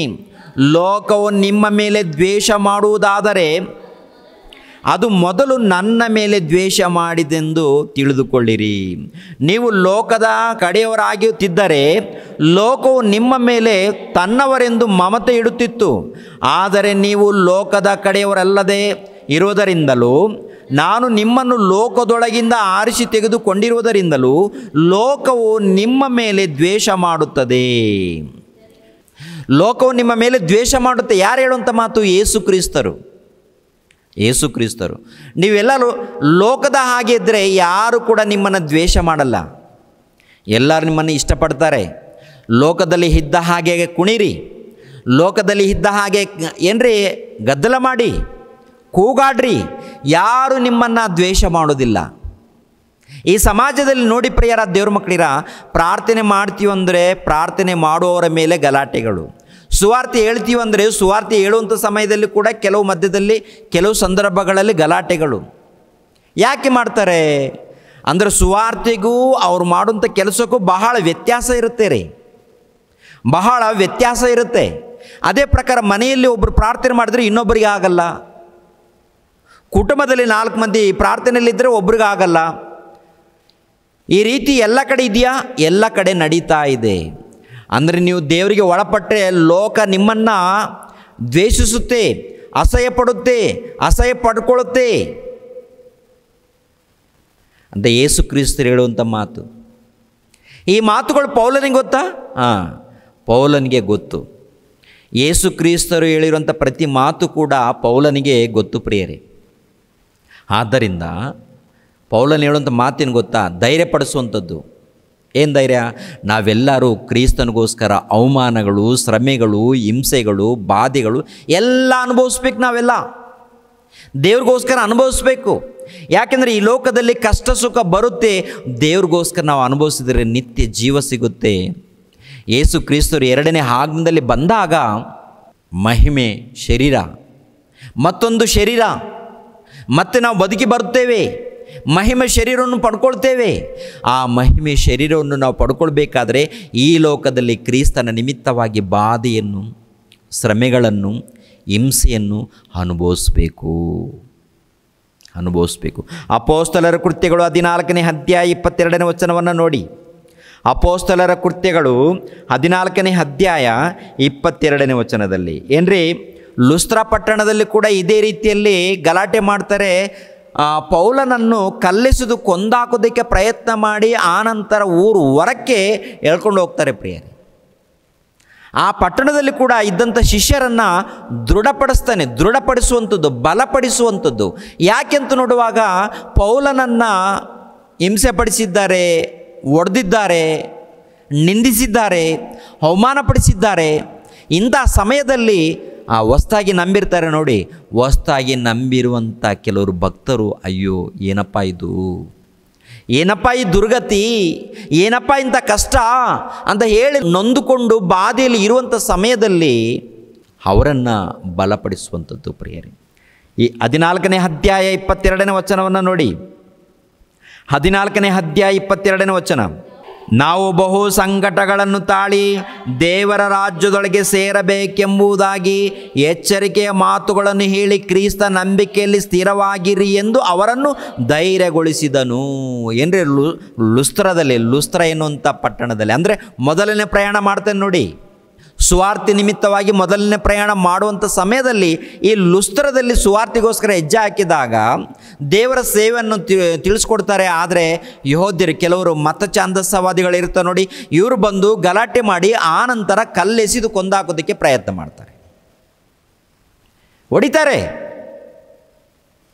ಕೊನೆಯದಾಗಿ ಸತ್ತೋಗಿದ್ದಾರೇನು ಅಂತ ಹೇಳಿ ಪೌಲನನ್ನು ಊರು ಹೊರಕ್ಕೆ ಎಳ್ಕೊಂಡು ಹೋಗಿ ಹೊರಗಡೆ ಬಿಸಾಡ್ತಾರೆ ಪ್ರಿಯರೇ. ಪೌಲನಲ್ಲಿ ಇನ್ನೂ ಪ್ರಾಣ ಇರುತ್ತೆ. ಅಲ್ಲಿಂದ ಹೋಗಿ ಮತ್ತೆ ಏನ್ರಿ ಶಿಷ್ಯರಿರ್ತಾರಲ್ವ ಕೆಲವರು, ಅವರು ಮತ್ತೆ ಕಾಪಾಡಿಕೊಂಡು ಮತ್ತೆ ಔಷಧಿ ಅಂಟಿಸಿ ಮತ್ತೆ ಹೋಗ್ತಾನೆ. ಆನಂತರ ಸರಿಯಾದ ಮೇಲೆ ಮತ್ತೆ ಬಂದು ಅದೇ ಪಟ್ಟಣಕ್ಕೆ ಬಂದು ಶಿಷ್ಯರನ್ನು ದೃಢಪಡಿಸುವಂಥದ್ದು. ಯಾರು ಯಾರಿಗೆ ದೃಢಪಡಿಸ್ಬೇಕು, ಯಾರು ಯಾರಿಗೆ ಬಲಪಡಿಸ್ಬೇಕು ಹೇಳಿ ಪ್ರಿಯರೇ? ಯಾರು ಯಾರಿಗೆ ಬಲಪಡಿಸ್ಬೇಕು? ಒಡಿಸ್ಕೊಂಡವರು ಬಲಪಡಿಸ್ಬೇಕಾ, ನೋಡಿದವರು ಬಲಪಡಿಸ್ಬೇಕಾ? ಒಂದು ಸರಿ ನೋಡಿ ಹೇಗಿದೆ. ಪೌಲನು ಒಡಿಸ್ಕೊಂಡಿದ್ದಾನೆ, ಉಗಿಸ್ಕೊಂಡಿದ್ದಾನೆ, ಬೆತ್ತದ ಮೂಲಕ, ಕಲ್ಲುಗಳ ಮೂಲಕ. ಅಂಥ ಸಂದರ್ಭದಲ್ಲಿ ಕೂಡ ಸಭೆಯನ್ನು ಕಾಪಾಡಬೇಕು ಎಂಬುವಂಥ ತಪನ ವೇದನೆ ಅವ್ರಿಗಿರುವಾಗ, ಈಗಿನ ಕಾಲದಲ್ಲಿ ಸೇವಕರೆಂದು ಕರೆಯಲ್ಪಡುತ್ತಿರುವಂಥ ನಮಗೆ ಯಾವ ತಪನ ಇದೆ ಹೇಳಬೇಕು? ಈಗಿನ ಕಾಲದಲ್ಲಿ ಎಷ್ಟೋ ಮಂದಿ ಸೇವಕರಾಗಿ ಇದ್ದೇವೆ, ಸೇವೆ ಮಾಡುತ್ತೇವೆ ಅಂತ ಇದ್ದೇವೆ. ನಮಗಿರುವಂಥ ತಪನ ಏನು, ನಮಗಿರುವಂಥ ಬಾಧೆ ಏನು, ದುಃಖ ಏನು, ಚಿಂತೆ ಏನಿದೆ? 2ನೇ ಕೊರಿಂಥದವರಿಗೆ ಬರೆದ ಪತ್ರಿಕೆ 11ನೇ ಅಧ್ಯಾಯ, ಅಪೊಸ್ತಲನಾಗಿರುವಂಥ ಪೌಲನು ಕೊರಿಂಥದವರಿಗೆ 2ನೇ ಪತ್ರಿಕೆ 11ನೇ ಅಧ್ಯಾಯ, ಈ ಪ್ರಯಾಣದಲ್ಲಿ ಏನೇನು ನಡೆದಿದೆಯೋ, ಯಾವ ರೀತಿ ದುಃಖ ಪಟ್ಟಿದ್ದಾನೋ, ಯಾವ ರೀತಿ ಶ್ರಮೆಗಳನ್ನು ಅನುಭವಿಸಿದ್ದಾನೋ ಅವೆಲ್ಲವನ್ನು ಕೂಡ ಬಿಡಿಸ್ಕೊಂಡು ಹೇಳ್ಕೊಂಡು ಬರ್ತಾ ಇದ್ದಾನೆ ನೋಡಿ ಪ್ರಿಯರಾತಿಯವ್ರ ಮಕ್ಕಳಿಗೆ. ಇಲ್ಲಾಂದರೆ 24ನೇ ವಚನವನ್ನು ನೋಡೋಣ. 24ನೇ ವಚನ, 5 ಸಾರಿ ಯೆಹೂದ್ಯರಿಂದ ನನಗೆ ಒಂದು ಕಡಿಮೆ 40 ಏಟುಗಳು ಬಿದ್ದವು. ಅಂದರೆ 39 ಏಟುಗಳು ಹೊಡಿಬೇಕು ಎನ್ನುವಂಥದ್ದು ಧರ್ಮಶಾಸ್ತ್ರದಲ್ಲಿ ಇರುತ್ತೆ. ಆದ್ದರಿಂದ ಈ ಯೆಹೂದ್ಯರು ಯಾವಾಗಾದರೂ ಚಡಿಗಳಿಂದ ಹೊಡಿಬೇಕಾದರೆ 39 ಏಟುಗಳನ್ನು ಹೊಡಿತಾರೆ. ಈ ರೀತಿ 5 ಸಾರಿ ಓಡಿಸ್ಕೊಂಡಿದ್ದಾನೆ. ಯಾಕೆ ಓಡಿಸ್ಕೊಂಡಿದ್ದಾನೆ ಅಂತ ನೋಡುವಾಗ, ಯೇಸು ಕ್ರಿಸ್ತರ ಸುವಾರ್ತೆಯನ್ನು ಸಾರಿರುವುದರಿಂದ, ದೇವರ ರಾಜ್ಯವನ್ನು ಕುರಿತು ತಿಳಿಸಿರುವುದರಿಂದ ಮತ್ತೇನಿಲ್ಲ. 5 ಸಾರಿ ಯೆಹೂದ್ಯರಿಂದ ನನಗೆ ಒಂದು ಕಡಿಮೆ 40 ಏಟುಗಳು ಬಿದ್ದವು. 3 ಸಾರಿ ಸರ್ಕಾರದವರು ಚಡಿಗಳಿಂದ ನನ್ನನ್ನು ಹೊಡೆದರು. 1 ಸಾರಿ ಜನರು ನನ್ನನ್ನು ಕೊಲ್ಲುವುದಕ್ಕೆ ಕಲ್ಲೆಸಿದರು. ಅದೇ ಲುಸ್ತ್ರದಲ್ಲಿ ಕಲ್ಲೆಸಿದರು. 3 ಸಾರಿ ನಾನಿದ್ದ ಹಡಗು ಒಡೆದು ಹೋಯಿತು. 1 ರಾತ್ರಿ 1 ಹಗಲು ಸಮುದ್ರದ ನೀರಿನಲ್ಲಿ ಕಳೆದೆನು. ಆತನ ಸೇವೆಯಲ್ಲಿ ಎಷ್ಟೋ ಪ್ರಯಾಣಗಳನ್ನು ಮಾಡಿದೆನು. ನದಿಗಳ ಅಪಾಯಗಳು, ಕಳ್ಳರ ಅಪಾಯಗಳು, ಸ್ವಂತ ಜನರಿಂದ ಅಪಾಯಗಳು, ಅನ್ಯ ಜನರಿಂದ ಅಪಾಯಗಳು, ಪಟ್ಟಣದಲ್ಲಿ ಅಪಾಯಗಳು, ಕಾಡಿನಲ್ಲಿ ಅಪಾಯಗಳು, ಸಮುದ್ರದಲ್ಲಿ ಅಪಾಯಗಳು, ಸುಳ್ಳು ಸಹೋದರರೊಳಗೆ ಇರುವಾಗ ಅಪಾಯಗಳು ನನಗೆ ಸಂಭವಿಸಿದವು. ಪ್ರಯಾಸ ಪರಿಶ್ರಮಗಳಿಂದ ಕೆಲಸ ನಡೆಸಿ ಅನೇಕ ಸಾರಿ ನಿದ್ದೆಗೆಟ್ಟು ಹಸಿವೆ ಬಾಯಾರಿಕೆಗಳನ್ನು ಪಟ್ಟು ಅನೇಕ ಸಾರಿ ಉಪವಾಸವಾಗಿಯೂ ಚಳಿಯಲ್ಲಿಯೂ ವಸ್ತ್ರವಿಲ್ಲದೆಯೂ ಇದ್ದು ಆತನನ್ನು ಸೇವಿಸಿದೆನು. ಇನ್ನು ಬೇರೆ ಸಂಗತಿಗಳಲ್ಲದೆ ಎಲ್ಲ ಸಭೆಗಳ ವಿಷಯವಾದ ಚಿಂತೆಯು ದಿನ ನನ್ನನ್ನು ಪೀಡಿಸುತ್ತದೆ. ಅಂದರೆ ನನಗೆ ಸಭೆಯನ್ನು ಕುರಿತು, ಎಲ್ಲೆಲ್ಲಿ ಸಭೆ ಇದೆಯೋ ಅವರೆಲ್ಲರನ್ನು ಕುರಿತು ಚಿಂತೆಯಂತೆ. ಏನು ಚಿಂತೆ ಸಭೆಯಲ್ಲಿ? ಒಬ್ಬ ಸೇವಕನಿಗೆ ಏನು ಚಿಂತೆ?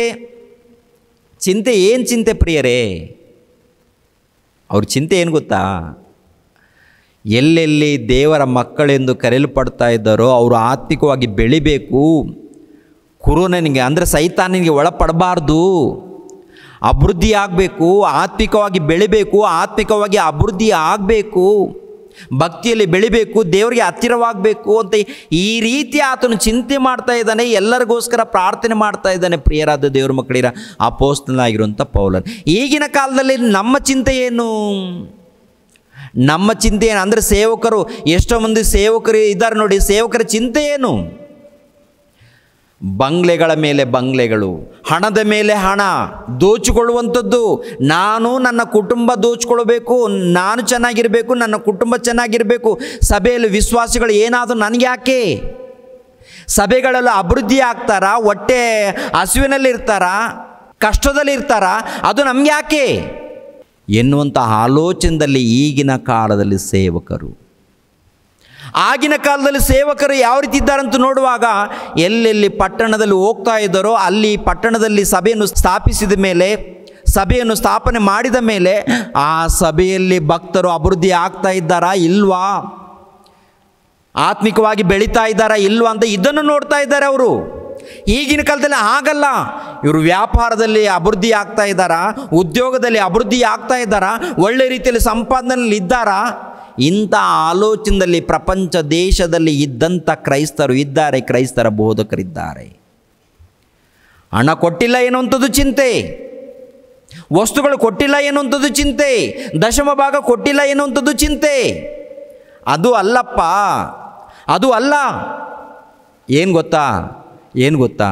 ಸಭೆಯಲ್ಲಿ ಇದ್ದಂಥ ಆತ್ಮಗಳು ಆತ್ಮಿಕವಾಗಿ ಬೆಳೀತಾ ಇದ್ದಾರಾ? ದೇವ್ರಿಗೋಸ್ಕರ ನಡೀತಾ ಇದ್ದಾರಾ? ದೇವ್ರಿಗಾಗಿ ಜೀವಿಸ್ತಾ ಇದ್ದಾರಾ? ದೇವರ ಸೇವೆ ನಿಮಿತ್ತವಾಗಿ ಕಷ್ಟಪಡ್ತಾ ಇದ್ದಾರಾ? ಭಕ್ತಿಯಲ್ಲಿ ಇದ್ದಾರಾ? ನಂಬಿಕೆಯಲ್ಲಿ ಕಾಪಾಡ್ಕೊಳ್ತಾ ಇದ್ದಾರಾ? ನಂಬಿಕೆಯನ್ನು ಕಾಪಾಡ್ತಾ ಇದ್ದಾರಾ? ದೇವರ ಸಹವಾಸದಲ್ಲಿ ಇದ್ದಾರಾ ಇಲ್ವಾ ಅಂತ ಹೇಳಿ ಅದರನ್ನು ಕುರಿತು ಚಿಂತೆ ಅವರು ಮಾಡುವಾಗ, ನಮ್ಮ ಚಿಂತೆ ದಶಮ ಭಾಗ ಕೊಟ್ಟಿಲ್ಲವೆಂದು ಚಿಂತೆ, ಯಾರು ಏನೋ ಅಂದರು ಎನ್ನುವಂಥದ್ದು ಚಿಂತೆ, ಯಾರು ಏನು ಕೊಟ್ಟಿಲ್ಲ ಎನ್ನುವಂಥದ್ದು ಚಿಂತೆ. ನಮ್ಮ ಚಿಂತೆ ದರಿದ್ರದ ಚಿಂತೆ, ಹೊಟ್ಟೆಗೋಸ್ಕರ ಚಿಂತೆ, ದುಡ್ಡುಗೋಸ್ಕರ ಚಿಂತೆ, ಅಧಿಕಾರಗೋಸ್ಕರ ಚಿಂತೆ. ನಮ್ಮ ಚಿಂತೆ ಇದೆಲ್ಲ ದರಿದ್ರ, ಇದೆಲ್ಲ ದರಿದ್ರ. ಹೋಗ್ಬೇಕು ಇವೆಲ್ಲ ಕೂಡ. ನೀನು ಕ್ರಿಸ್ತನನ್ನು ಪ್ರೀತಿಸ್ತಾ ಇದೆಯಾ? ನೀನು ದೇವರನ್ನು ಪ್ರೀತಿಸ್ತಾ ಇದ್ದೀಯಾ? ಹಾಗಿದ್ದರೆ ದೇವರ ವಚನಗಳನ್ನು ಚೆನ್ನಾಗಿ ಅರ್ಥ ಮಾಡ್ಕೊಳ್ಬೇಕು, ತಿಳ್ಕೊಳ್ಬೇಕು. ನಿನ್ನ ಹೃದಯದಲ್ಲಿ ದೇವರಿರಬೇಕು, ದೇವರ ವಚನಗಳು ತುಂಬಿರಬೇಕು. ಆ ಸ್ಥಿತಿಯ ಇದ್ದರೆ ಇಲ್ಲಿ ಬಿಡೋದು, ಅದರ ಬಗ್ಗೆ ಚಿಂತೆ ಬೇಡ. ಇದು ಒಂದು ತುತ್ತು ಊಟ ಮಾಡು ಸಾಕು. ಸ್ವಲ್ಪ ಏನಿದೆ ಅಷ್ಟು ಊಟ ಮಾಡಿಕೊಂಡು ನೀನು ಭಕ್ತಿಯಲ್ಲಿ ಇದ್ದೀಯಾ ಇಲ್ವಾ, ವಾಕ್ಯದ ಪ್ರಕಾರ ಜೀವಿಸ್ತಾ ಇದ್ದೀಯಾ ಇಲ್ವಾ, ಸತ್ತ ನಂತರ ನಾನು ಪರಲೋಕಕ್ಕೆ ಹೋಗ್ತೀನೇ ಇಲ್ವಾ, ಅದರ ಬಗ್ಗೆ ಯೋಚನೆ ಮಾಡೋದು ಬಿಟ್ಟು ಯಾವುದ್ರ ಬಗ್ಗೆ ಯೋಚನೆ? ಪೌಲಗೆ ನೋಡಿ ಪ್ರಿಯರೇ, ಒಡಿಸ್ಕೊಂಡ್ರೂ ಚಿಂತೆ, ಬಡಿಸ್ಕೊಂಡ್ರೂ ಚಿಂತೆ, ಉಗಿಸ್ಕೊಂಡ್ರೂ ಚಿಂತೆ, ಪ್ರಯಾಣ ಮಾಡಿದ್ರೂ ಚಿಂತೆ, ಬಟ್ಟೆ ಇಲ್ಲದೆ ಹೋದರೂ ಇಲ್ಲದೆ ಇದ್ದರೂ ಏನಿದ್ರೂ ಪರವಾಗಿಲ್ಲ, ಸಭೆಯನ್ನು ಕುರಿತು ಅವರಿಗೆ ಚಿಂತೆ. ನಮ್ಮ ಚಿಂತೆ ಸೈತಾನನಿಗೋಸ್ಕರ, ದೆವ್ವದಗೋಸ್ಕರ ನಮ್ಮ ಚಿಂತೆಯಪ್ಪ. ನಮ್ಮ ಚಿಂತೆ ಎಲ್ಲ ಕೂಡ ಒಂದು ಸರಿ ಯೋಚನೆ ಮಾಡಿ. ನಿಮ್ಮ ಮನಸ್ಸು ಹೇಳುತ್ತೆ, ನಿಮ್ಮ ಆತ್ಮ ಸಾಕ್ಷಿ ಹೇಳುತ್ತೆ, ನೀನು ದೆವ್ವದಗೋಸ್ಕರ ಚಿಂತೆ ಮಾಡ್ತಾ ಇದೆಯಾ, ದೆವ್ವದ ಕ್ರಿಯೆಗಳನ್ನು ಕುರಿತು ನೀನು ಚಿಂತೆ ಮಾಡ್ತಾ ಇದೆಯಾ? ನಿನ್ನ ಆಲೋಚನೆ ಪಾಪದ ಚಿಂತೆ, ಪಾಪದ ಆಲೋಚನೆ ನಿಂದು. ಅಪೊಸ್ತಲರ ಆಲೋಚನೆ ನೋಡಬೇಕು, ಪೌಲನ ಆಲೋಚನೆ ನೋಡಬೇಕು. ಅಬ್ಬಾ, ಎಲ್ಲಿಗೋದ್ರೂ ಕೂಡ ಅವರನ್ನು ಕಾಪಾಡಬೇಕು, ಇವರನ್ನು ಕಾಪಾಡಬೇಕು, ಅವ್ರಿಗೆ ದೇವರ ವಾಕ್ಯ ಹೇಳಬೇಕು, ದೇವರ ವಾಕ್ಯವನ್ನು ಹೇಳಿ ದೇವರ ಭಕ್ತಿಯಲ್ಲಿ ನಡೆಸಬೇಕು ಎನ್ನುವಂಥ ಉದ್ದೇಶದಿಂದ ರಾತ್ರಿ ಹಗಲು ಪ್ರಯಾಣ ಮಾಡ್ತಾರೆ. ಊಟ ಇದ್ದರೂ ಪರವಾಗಿಲ್ಲ, ಇಲ್ಲದೆ ಇದ್ದರೂ ಪರವಾಗಿಲ್ಲ, ಏನಾದರೂ ಪರವಾಗಿಲ್ಲ ಅಂತ ಹೇಳಿ ಪ್ರಯಾಸ ಪಟ್ಟಿದ್ದಾರೆ ಪ್ರಿಯರೇ, ಶ್ರಮೆ ಪಟ್ಟಿದ್ದಾರೆ ಪ್ರಿಯರೇ. ಏನ್ರಿ, ಎಫೆಸ ಪಟ್ಟಣದ ದೊಡ್ಡ ಗಲಾಟೆ ಆದಾಗ ಅಲ್ಲಿರುವಂಥ ಶಿಷ್ಯರಿಗೆ ದೃಢಪಡಿಸುವಂಥದ್ದು, ಬಲಪಡಿಸುವಂಥದ್ದು, ಧೈರ್ಯಪಡಿಸುವಂಥದ್ದು. ಯಾಕಪ್ಪ ನೀವು ಭಯಪಡ್ತೀರಾ? ಭಯಪಡಬೇಡಿ. ಈ ಶ್ರಮೆಗಳು ಸ್ವಲ್ಪ ತಾತ್ಕಾಲಿಕವಾದಂಥ ಶ್ರಮೆ ಬರುತ್ತೆ ಹೋಗುತ್ತೆಪ್ಪ. ನೀವು ನಂಬಿಕೆಯಲ್ಲಿ ಜಾಗೃತಿಯಾಗಿರ್ಬೇಕು. ಯಾಕೆಂದರೆ ಇವೆಲ್ಲ ನಡೆಯುತ್ತೆ. ಯೇಸು ಕ್ರಿಸ್ತರಿಗೆ ಬಿಟ್ಟಿಲ್ಲ ಇವರು, ನಮ್ಮನ್ನು ಬಿಡ್ತಾರ? ಆದ್ದರಿಂದ ನೀವು ಭಯಪಡಬೇಡಿ, ಧೈರ್ಯವಾಗಿರಿ. ಮಣಿಪುರ್ನಲ್ಲಿ ಏನೋ ಗಲಾಟೆ ನಡೀತಾ ಇದೆ, ಕ್ರೈಸ್ತರ ಮಧ್ಯದಲ್ಲಿ ಎಲ್ಲೋ ಗಲಾಟೆ ನಡೀತೆ. ಜಾಗೃತಿಯಾಗಿ ಇರೋಣ, ದೇವರಿಗೆ ಮೊರೆ ಇಡೋಣ, ಕಾನೂನಿಗೆ ಮೊರೆ ಇಡೋಣ. ಆದರೆ ನಮ್ಮ ಭಕ್ತಿ, ನಮ್ಮ ನಂಬಿಕೆ, ನಮ್ಮ ವಿಶ್ವಾಸ ಕೆಡಬಾರ್ದು. ಯಾಕೆಂದರೆ ದೇವರನ್ನು ನಂಬಿಕೊಂಡ ನಂತರ ಈ ಲೋಕದಲ್ಲಿ ಶ್ರಮೆಗಳು, ಶೋಧನೆಗಳು ಇದ್ದೇ ಇರುತ್ತೆ. ಅದನ್ನು ಅನುಭವಿಸಿದರೆ ಜೀವ ಕಿರೀಟ ನಿನಗೆ ಸಿಗುತ್ತೆ. ನಿನಗೆ ಜೀವ ಕಿರೀಟ ಬೇಕಾ? ನಿತ್ಯ ಲೋಕ ಬೇಕಾ? ಪರಲೋಕದಲ್ಲಿ ಜಾಗ ಬೇಕಾ? ಆಗಿದ್ದರೆ ಈ ಲೋಕದಲ್ಲಿ ದೇವರ ರಾಜ್ಯದ ನಿಮಿತ್ತವಾಗಿ, ಕ್ರಿಸ್ತನ ರಾಜ್ಯದ ನಿಮಿತ್ತವಾಗಿ ತವಕ ಪಡಬೇಕು, ಪ್ರಯಾಸ ಪಡಬೇಕು. ಯಾರನ್ನು ನೋಡಿ ಪ್ರಯಾಸ ಪಡ್ತೀವಿ? ಈಗಿನ ಕಾಲದಲ್ಲಿ ಇದ್ದಂಥ ಸೇವಕರನ್ನು ನೋಡಿದರೆ ಪ್ರಯಾಸ ಪಡಬೇಕು ಅನಿಸುತ್ತಾ? ಈಗಿನ ಕಾಲದಲ್ಲಿ ಇದ್ದಂಥ ಸೇವಕರನ್ನು ನೋಡಿದರೆ ಪ್ರಯಾಸ ಪಡಬೇಕು ಅನಿಸುತ್ತಾ? ಪೌಲನನ್ನು ನೋಡಿ, ಅಪೋಸ್ತಲರನ್ನು ನೋಡಿ, ದೇವ್ರಿಗೋಸ್ಕರ ಪ್ರಯಾಸ ಪಟ್ಟಿದ್ದಾರೆ, ಕಷ್ಟಪಟ್ಟಿದ್ದಾರೆ, ಸುವಾರ್ತೆ ಮಾಡಿದ್ದಾರೆ, ಪ್ರಾಣ ತ್ಯಾಗ ಮಾಡಿದ್ದಾರೆ. ಪ್ರಿಯರಾದ ದೇವರ ಮಕ್ಕಳಿಗೆ, ನಮ್ಮಂಥ ದೇಹವನ್ನು ಧರಿಸಿಕೊಂಡವರು ನಮ್ಮಂಥ ಮನುಷ್ಯರೇ ಅವರು, ನಮ್ಮಂಥ ಮನುಷ್ಯರೇ ಅವರು. ಅಪೋಸ್ತಲರ ಕೃತ್ಯಗಳು ಬನ್ನಿ. ಈಗ ಅಪೋಸ್ತಲರ ಕೃತ್ಯಗಳು 20ನೇ ಅಧ್ಯಾಯ 1ನೇ ವಚನ ಮತ್ತೆ ನೋಡೋಣ. ಗದ್ದಲವು ನಿಂತ ತರುವಾಯ ಪೌಲನು ಶಿಷ್ಯರನ್ನು ಕೂಡ ಕರೆಸಿ ಧೈರ್ಯಗೊಳಿಸಿ ಅವರ ಅಪ್ಪಣೆ ತೆಗೆದುಕೊಂಡು ಮಕೆದೋನ್ಯಕ್ಕೆ ಹೊರಟನು. ಆ ಸೀಮೆಯಲ್ಲಿ ಸಂಚಾರ ಮಾಡಿ ಅಲ್ಲಿಯವರನ್ನು ಅನೇಕ ಮಾತುಗಳಿಂದ ಧೈರ್ಯಪಡಿಸಿ ಗ್ರೀಕ್ ದೇಶಕ್ಕೆ ಬಂದನು. ಎಲ್ಲಿಂದ ಎಲ್ಲಿಗೆ ಅಂದರೆ ಎಫೆಸ ಪಟ್ಟಣದಿಂದ ಮಕೆದೋನ್ಯಕ್ಕೆ ಹೋಗ್ತಾನಂತೆ. ಮಕೆದೋನ್ಯಕ್ಕೆ ಹೋದ ನಂತರ ಆ ಸೀಮೆಯಲ್ಲಿ ಸಂಚಾರ ಮಾಡಿ ಅಲ್ಲಿಯವರನ್ನು ಅನೇಕ ಮಾತುಗಳಿಂದ ಧೈರ್ಯಪಡಿಸಿ. ಮಕೆದೋನ್ಯ, ಎಫೆಸದಿಂದ ಮಕೆದೋನ್ಯ ಎನ್ನುವಂಥದ್ದು ಎಲ್ಲಿ ಬರುತ್ತೆ? ಒಂದು ಸಾರಿ ಪಟ್ಟಣ ತೋರಿಸ್ಬ. ಮಕೆದೋನ್ಯ ಅಂದರೆ ಎಫೆಸ ಪಟ್ಟಣ ಎಲ್ಲಿದೆ? ಎಫೆಸ ಕೆಳಗಡೆ. ಅಲ್ಲಿಂದ ಪ್ರಿಯರಾದ ದೇವ್ರ ಮಕ್ಕಳಿರ ಮಕೆದೋನ್ಯಕ್ಕೆ ಹೋಗ್ತಾನೆ. ಈ ಮಕೆದೋನ್ಯಕ್ಕೆ ಹೋದ ನಂತರ ಹೊರಟ ನಂತರ ಆ ಸೀಮೆಯಲ್ಲಿ ಅಂದರೆ ಆ ಒಂದು ಪರಿಸರದಲ್ಲಿ ಸಂಚಾರ ಮಾಡಿ ಅಲ್ಲಿಯವರನ್ನು, ಅಂದರೆ ಎಲ್ಲೆಲ್ಲಿ ಕ್ರೈಸ್ತರಿದ್ದಾರೋ, ಎಲ್ಲೆಲ್ಲಿ ಭಕ್ತರಿದ್ದಾರೋ ಅವರೆಲ್ಲರನ್ನು ಕೂಡ ದೃಢಪಡಿಸಿ, ಧೈರ್ಯಪಡಿಸಿ ಮತ್ತೆ ಹೋಗುವಂಥದ್ದು. ಅಲ್ಲಿಂದ ಎಲ್ಲಿಗೆ ಹೋಗ್ತಾ ಇದ್ದಾನಂತ ನೋಡುವಾಗ ಗ್ರೀಕ್ ದೇಶಕ್ಕೆ ಬಂದನು ಅಂತಿರುತ್ತೆ. ಅಲ್ಲಿಂದಲ್ಲಿ ಗ್ರೀಕ್ ದೇಶಕ್ಕೆ ಬಂದನು ಅಂತಿರುತ್ತೆ. ಇವಾಗ ಗ್ರೀಕ್ ದೇಶಕ್ಕೆ ಬಂದ ನಂತರ ಅಲ್ಲಿ 3 ತಿಂಗಳು ಕಳೆದ ಮೇಲೆ ಸಿರಿಯಾ ದೇಶಕ್ಕೆ ಸಮುದ್ರ ಮಾರ್ಗವಾಗಿ ಹೋಗಬೇಕೆಂದಿದ್ದಾಗ ಅವನಿಗೆ ವಿರುದ್ಧವಾಗಿ ಯೆಹೂದ್ಯರಲ್ಲಿ ಒಳಸಂಚು ಹುಟ್ಟಿದ್ದರಿಂದ ಅವನು ಮೆಕೆದೋನ್ಯದ ಮೇಲೆ ಹಿಂತಿರುಗಿ ಹೋಗುವುದಕ್ಕೆ ತೀರ್ಮಾನ ಮಾಡಿದನು. ಮತ್ತೆ ಏನ್ರಿ ಪ್ರಿಯರಾದ ದೇವ್ರ ಮಕ್ಕಳಿರ, ಅಲ್ಲಿ ಕೂಡ ಯೆಹೂದ್ಯರು ಒಳಸಂಚು ಯಾಕೆ? ಕ್ರಿಸ್ತನ ಬಗ್ಗೆ ಬೇಡವಾ? ದೇವರ ಪ್ರೀತಿ ಬೇಡವಾ? ದೇವರ ಜ್ಞಾನ ಬೇಡವಾ? ಒಳಸಂಚು ಯಾಕೆ ಮಾಡ್ತಾರೆ ಇವರು? ಒಳಸಂಚು ಅಂದರೆ ಇಂಥವನು ಇರುಕೂಡುದು. ಈಗಿನ ಕಾಲದಲ್ಲಿ ಕೂಡ ನಿಜವಾಗ್ಲೂ ವಾಕ್ಯದ ಪ್ರಕಾರ ಯಾರು ಬದುಕ್ತಾರೋ ಅಂಥವರ ವಿಷಯದಲ್ಲಿ ಒಳಸಂಚು ನಡೀತಾ ಇರುತ್ತೆ. ತಪ್ಪು ಹೊರಿಸೋದಕ್ಕೆ, ಇಲ್ಲಾಂದರೆ ಓಡಿಸೋದಕ್ಕೆ ಅನೇಕ ಒಳಸಂಚುಗಳು, ಕುತಂತ್ರಗಳು, ಮೋಸ, ದ್ರೋಹದ ಕೆಲಸ. ಇವರು ಯಾರಂತ ನೋಡುವಾಗ ಸ್ವಂತ ಜನಾಂಗದವರು ಕುತಂತ್ರ ಮಾಡಿದ್ದಾರೆ. ಅದೇ ಪ್ರಕಾರ ಅನ್ಯರು ಕುತಂತ್ರ ಮಾಡಿದ್ದಾರೆ. ಅದೇ ಪ್ರಕಾರ ನೋಡುವಾಗ ಅನೇಕ ಪ್ರಾಂತದಲ್ಲಿ ಪೌಲನ ಮೇಲೆ ಕುತಂತ್ರ. ಏನು ಮಾತಾಡಿದ್ದಾರೆ ಅವರು? ಒತ್ತಾಯ ಮಾಡಿದ್ದಾರಾ? ಇಲ್ಲದು ಸಲ್ಲದು ಬೋಧನೆ ಮಾಡಿದ್ದಾರಾ? ಏನ್ರಿ? ದೇವರ ಜ್ಞಾನ, ದೇವರ ಮಹಾಜ್ಞಾನ ಸಂಗತಿಗಳನ್ನ ಕುರಿತು ಅವರು ಮಾತನಾಡಿದ್ದಾರೆ. ಪ್ರಿಯರಾದ ದೇವರ ಮಕ್ಕಳು, 4ನೇ ವಚನಕ್ಕೆ ಬನ್ನಿ. 4ನೇ ವಚನಕ್ಕೆ, ಗ್ರೀಕ್ ದೇಶದಿಂದ ಎಲ್ಲಿಗೆ ಬರ್ತಾರೆ ನೋಡಿ? ಮಕೆದೋನ್ಯದ ಮೇಲೆ ಹಿಂತಿರುಗಿ ಹೋಗುವುದಕ್ಕೆ ತೀರ್ಮಾನ ಮಾಡಿದನು. ಪುರನ ಮಗನಾದ ಬೆರೋಯ ಪಟ್ಟಣದ ಸೋಪೋತ್ರನು, ಥೆಸಲೋನಿಕದವರಲ್ಲಿ ಅರಿಸ್ತರ್ಕನು, ಕೆಸುಂದನು, ದೆರ್ಬ ಪಟ್ಟಣದ ಗಾಯನು, ತಿಮೋತಿಯನ್ನು, ಆಸೆ ಸೀಮೆಯವರಲ್ಲಿ ತುಕೀಕನು, ತ್ರೋಫೀಮನು ಆಸೆ ಸೀಮೆಯವರಿಗೆ ಅವನ ಜೊತೆಯಲ್ಲಿ ಹೋದರು. ಇವರು ಮುಂಚಿತವಾಗಿ ನಮಗೋಸ್ಕರ ತ್ರೋವದಲ್ಲಿ ಕಾದುಕೊಂಡರು. ಅಂದರೆ ಅಲ್ಲಿಂದ ಎಲ್ಲಿಗೆ ಹೋಗ್ತಾನೆ ಅಂತ ನೋಡುವಾಗ ಗ್ರೀಕು ದೇಶದಿಂದ ತುಕೀಕನು, ತ್ರೋಫೀಮನು ಆಸೆ ಸೀಮೆಯವರೆಗೆ ಅವನ ಜೊತೆಯಲ್ಲಿ ಹೋದರು. ಇವರು ಮುಂಚಿತವಾಗಿ ಹೋಗಿ ನಮಗೋಸ್ಕರ ತ್ರೋವದಲ್ಲಿ ಕಾದುಕೊಂಡರು. ಅಂದರೆ ಆಸೆ ಸೀಮೆಗೆ ಹೋಗಿದ್ದಾರಂತೆ. ಎಲ್ಲಿಂದ ಅಂತ ನೋಡುವಾಗ ಮೇಲ್ಗಡೆ ನೋಡಿದ್ದೀವಲ್ಲ, ಗ್ರೀಕ್ ದೇಶದಿಂದ. ಗ್ರೀಸ್ ದೇಶದಿಂದ ಆಸೆ ಸೀಮೆಗೆ. ಆಸೆ ಸೀಮೆ ಎಲ್ಲಿದೆ? ಒಂದು ಸಾರಿ ಮ್ಯಾಪ್ ಹಾಕಪ್ಪ. ಆಸೆ ಸೀಮೆ, ಇದೆಲ್ಲ ಪ್ರಾಂತ ನೋಡುವಾಗ ಆಸೆ ಸೀಮೆ ಬರುತ್ತೆ ರೀ. ಈ ಪ್ರಾಂತಕ್ಕೆ ಬಂದ ನಂತರ 5ನೇ ವಚನದಲ್ಲಿ ನೋಡಿ, 5ನೇ ವಚನದಲ್ಲಿ ಏನು ಹೇಳ್ತಾ ಇದ್ದಾರೋ ಒಂದು ಸಾರಿ ಒಂದು ವಚನ ನೋಡೋಣ. ಇವರು ಮುಂಚಿತವಾಗಿ ಹೋಗಿ ನಮಗೋಸ್ಕರ ತ್ರೋವದಲ್ಲಿ ಕಾದುಕೊಂಡರು. ಇವರು ಮುಂಚಿತವಾಗಿ ನಮಗೋಸ್ಕರ ತ್ರೋವದಲ್ಲಿ ಕಾದುಕೊಂಡರು. ನಮಗೋಸ್ಕರ ತ್ರೋವದಲ್ಲಿ ಕಾದುಕೊಂಡರು ಅಂತ ಇರುತ್ತೆ ರೀ. ಗ್ರೀಸು ದೇಶದಿಂದ ಆಸೆ ಸೀಮೆಯವರೆಗೆ ಬಂದಿದ್ದಾರೆ. ಆಸೆ ಸೀಮೆಯವರೆಗೆ ಬಂದ ನಂತರ ಅಲ್ಲಿ ಎಲ್ಲಿ ಇದ್ದಾರಂತ ನೋಡುವಾಗ ತ್ರೋವದಲ್ಲಿ ಇದ್ದಾರಂತೆ. ತ್ರೋವ, ಓಕೆನಾ? ಈ ತ್ರೋವಕ್ಕೆ ಆಸೆ ಸೀಮೆಯಲ್ಲಿ ತ್ರೋವ ಎನ್ನುವಂಥ ಒಂದು ಪಟ್ಟಣ ಇದೆ. ಈ ತ್ರೋವ ಎನ್ನುವಂಥ ಪಟ್ಟಣದಲ್ಲಿ, ತ್ರೋವ ಅಂದರೆ ಒಂದು ಪಟ್ಟಣ. ಮೇಲ್ಗಡೆ ಮಾತು ನೋಡುವಾಗ ಪೌಲನು, ತಿಮೋತಿಯನು, ಆನಂತರ ತುಕೀಕನು, ತ್ರೋಫೀಮನು ಏನ್ರಿ ಆಸೆ ಸೀಮೆಯವರೆಗೆ ಅವನ ಜೊತೆಯಲ್ಲಿ ಹೋದರು. ಇವರು ಮುಂಚಿತವಾಗಿ ಹೋಗಿ ನಮಗೋಸ್ಕರ ತ್ರೋವದಲ್ಲಿ ಕಾದುಕೊಂಡರು ಅಂತ ಹೇಳ್ತಾರೆ. ನಮಗೋಸ್ಕರ ತ್ರೋವದಲ್ಲಿ ಕಾದುಕೊಂಡರಂದರೆ ಯಾರು ಇವರು ಹೇಳುವಂಥ ಮಾತಂತೂ ನೋಡುವಾಗ ಏನ್ರಿ, ಈ ಗ್ರಂಥವನ್ನು ಯಾರು ಬರೀತಾ ಇದ್ದಾರೆ ಹೇಳಿ? ಅಪೋಸ್ತಲರ ಗ್ರಂಥ ಯಾರು ಬರೀತಾ ಇದ್ದಾರೆ? ಲೂಕನು. ಅಪೋಸ್ತಲರ ಕೃತ್ಯಗಳಿದೆ ನೋಡಿ, ಈ ಕೃತ್ಯಗಳು, ಅಪೋಸ್ತಲ ಕೃತ್ಯಗಳು ಎನ್ನುವಂಥ ಗ್ರಂಥವನ್ನು ಯಾರು ಬರಿತಾ ಇದ್ದಾರಂತ ನೋಡುವಾಗ ಲೂಕನು ಬರಿತಾ ಇದ್ದಾನೆ.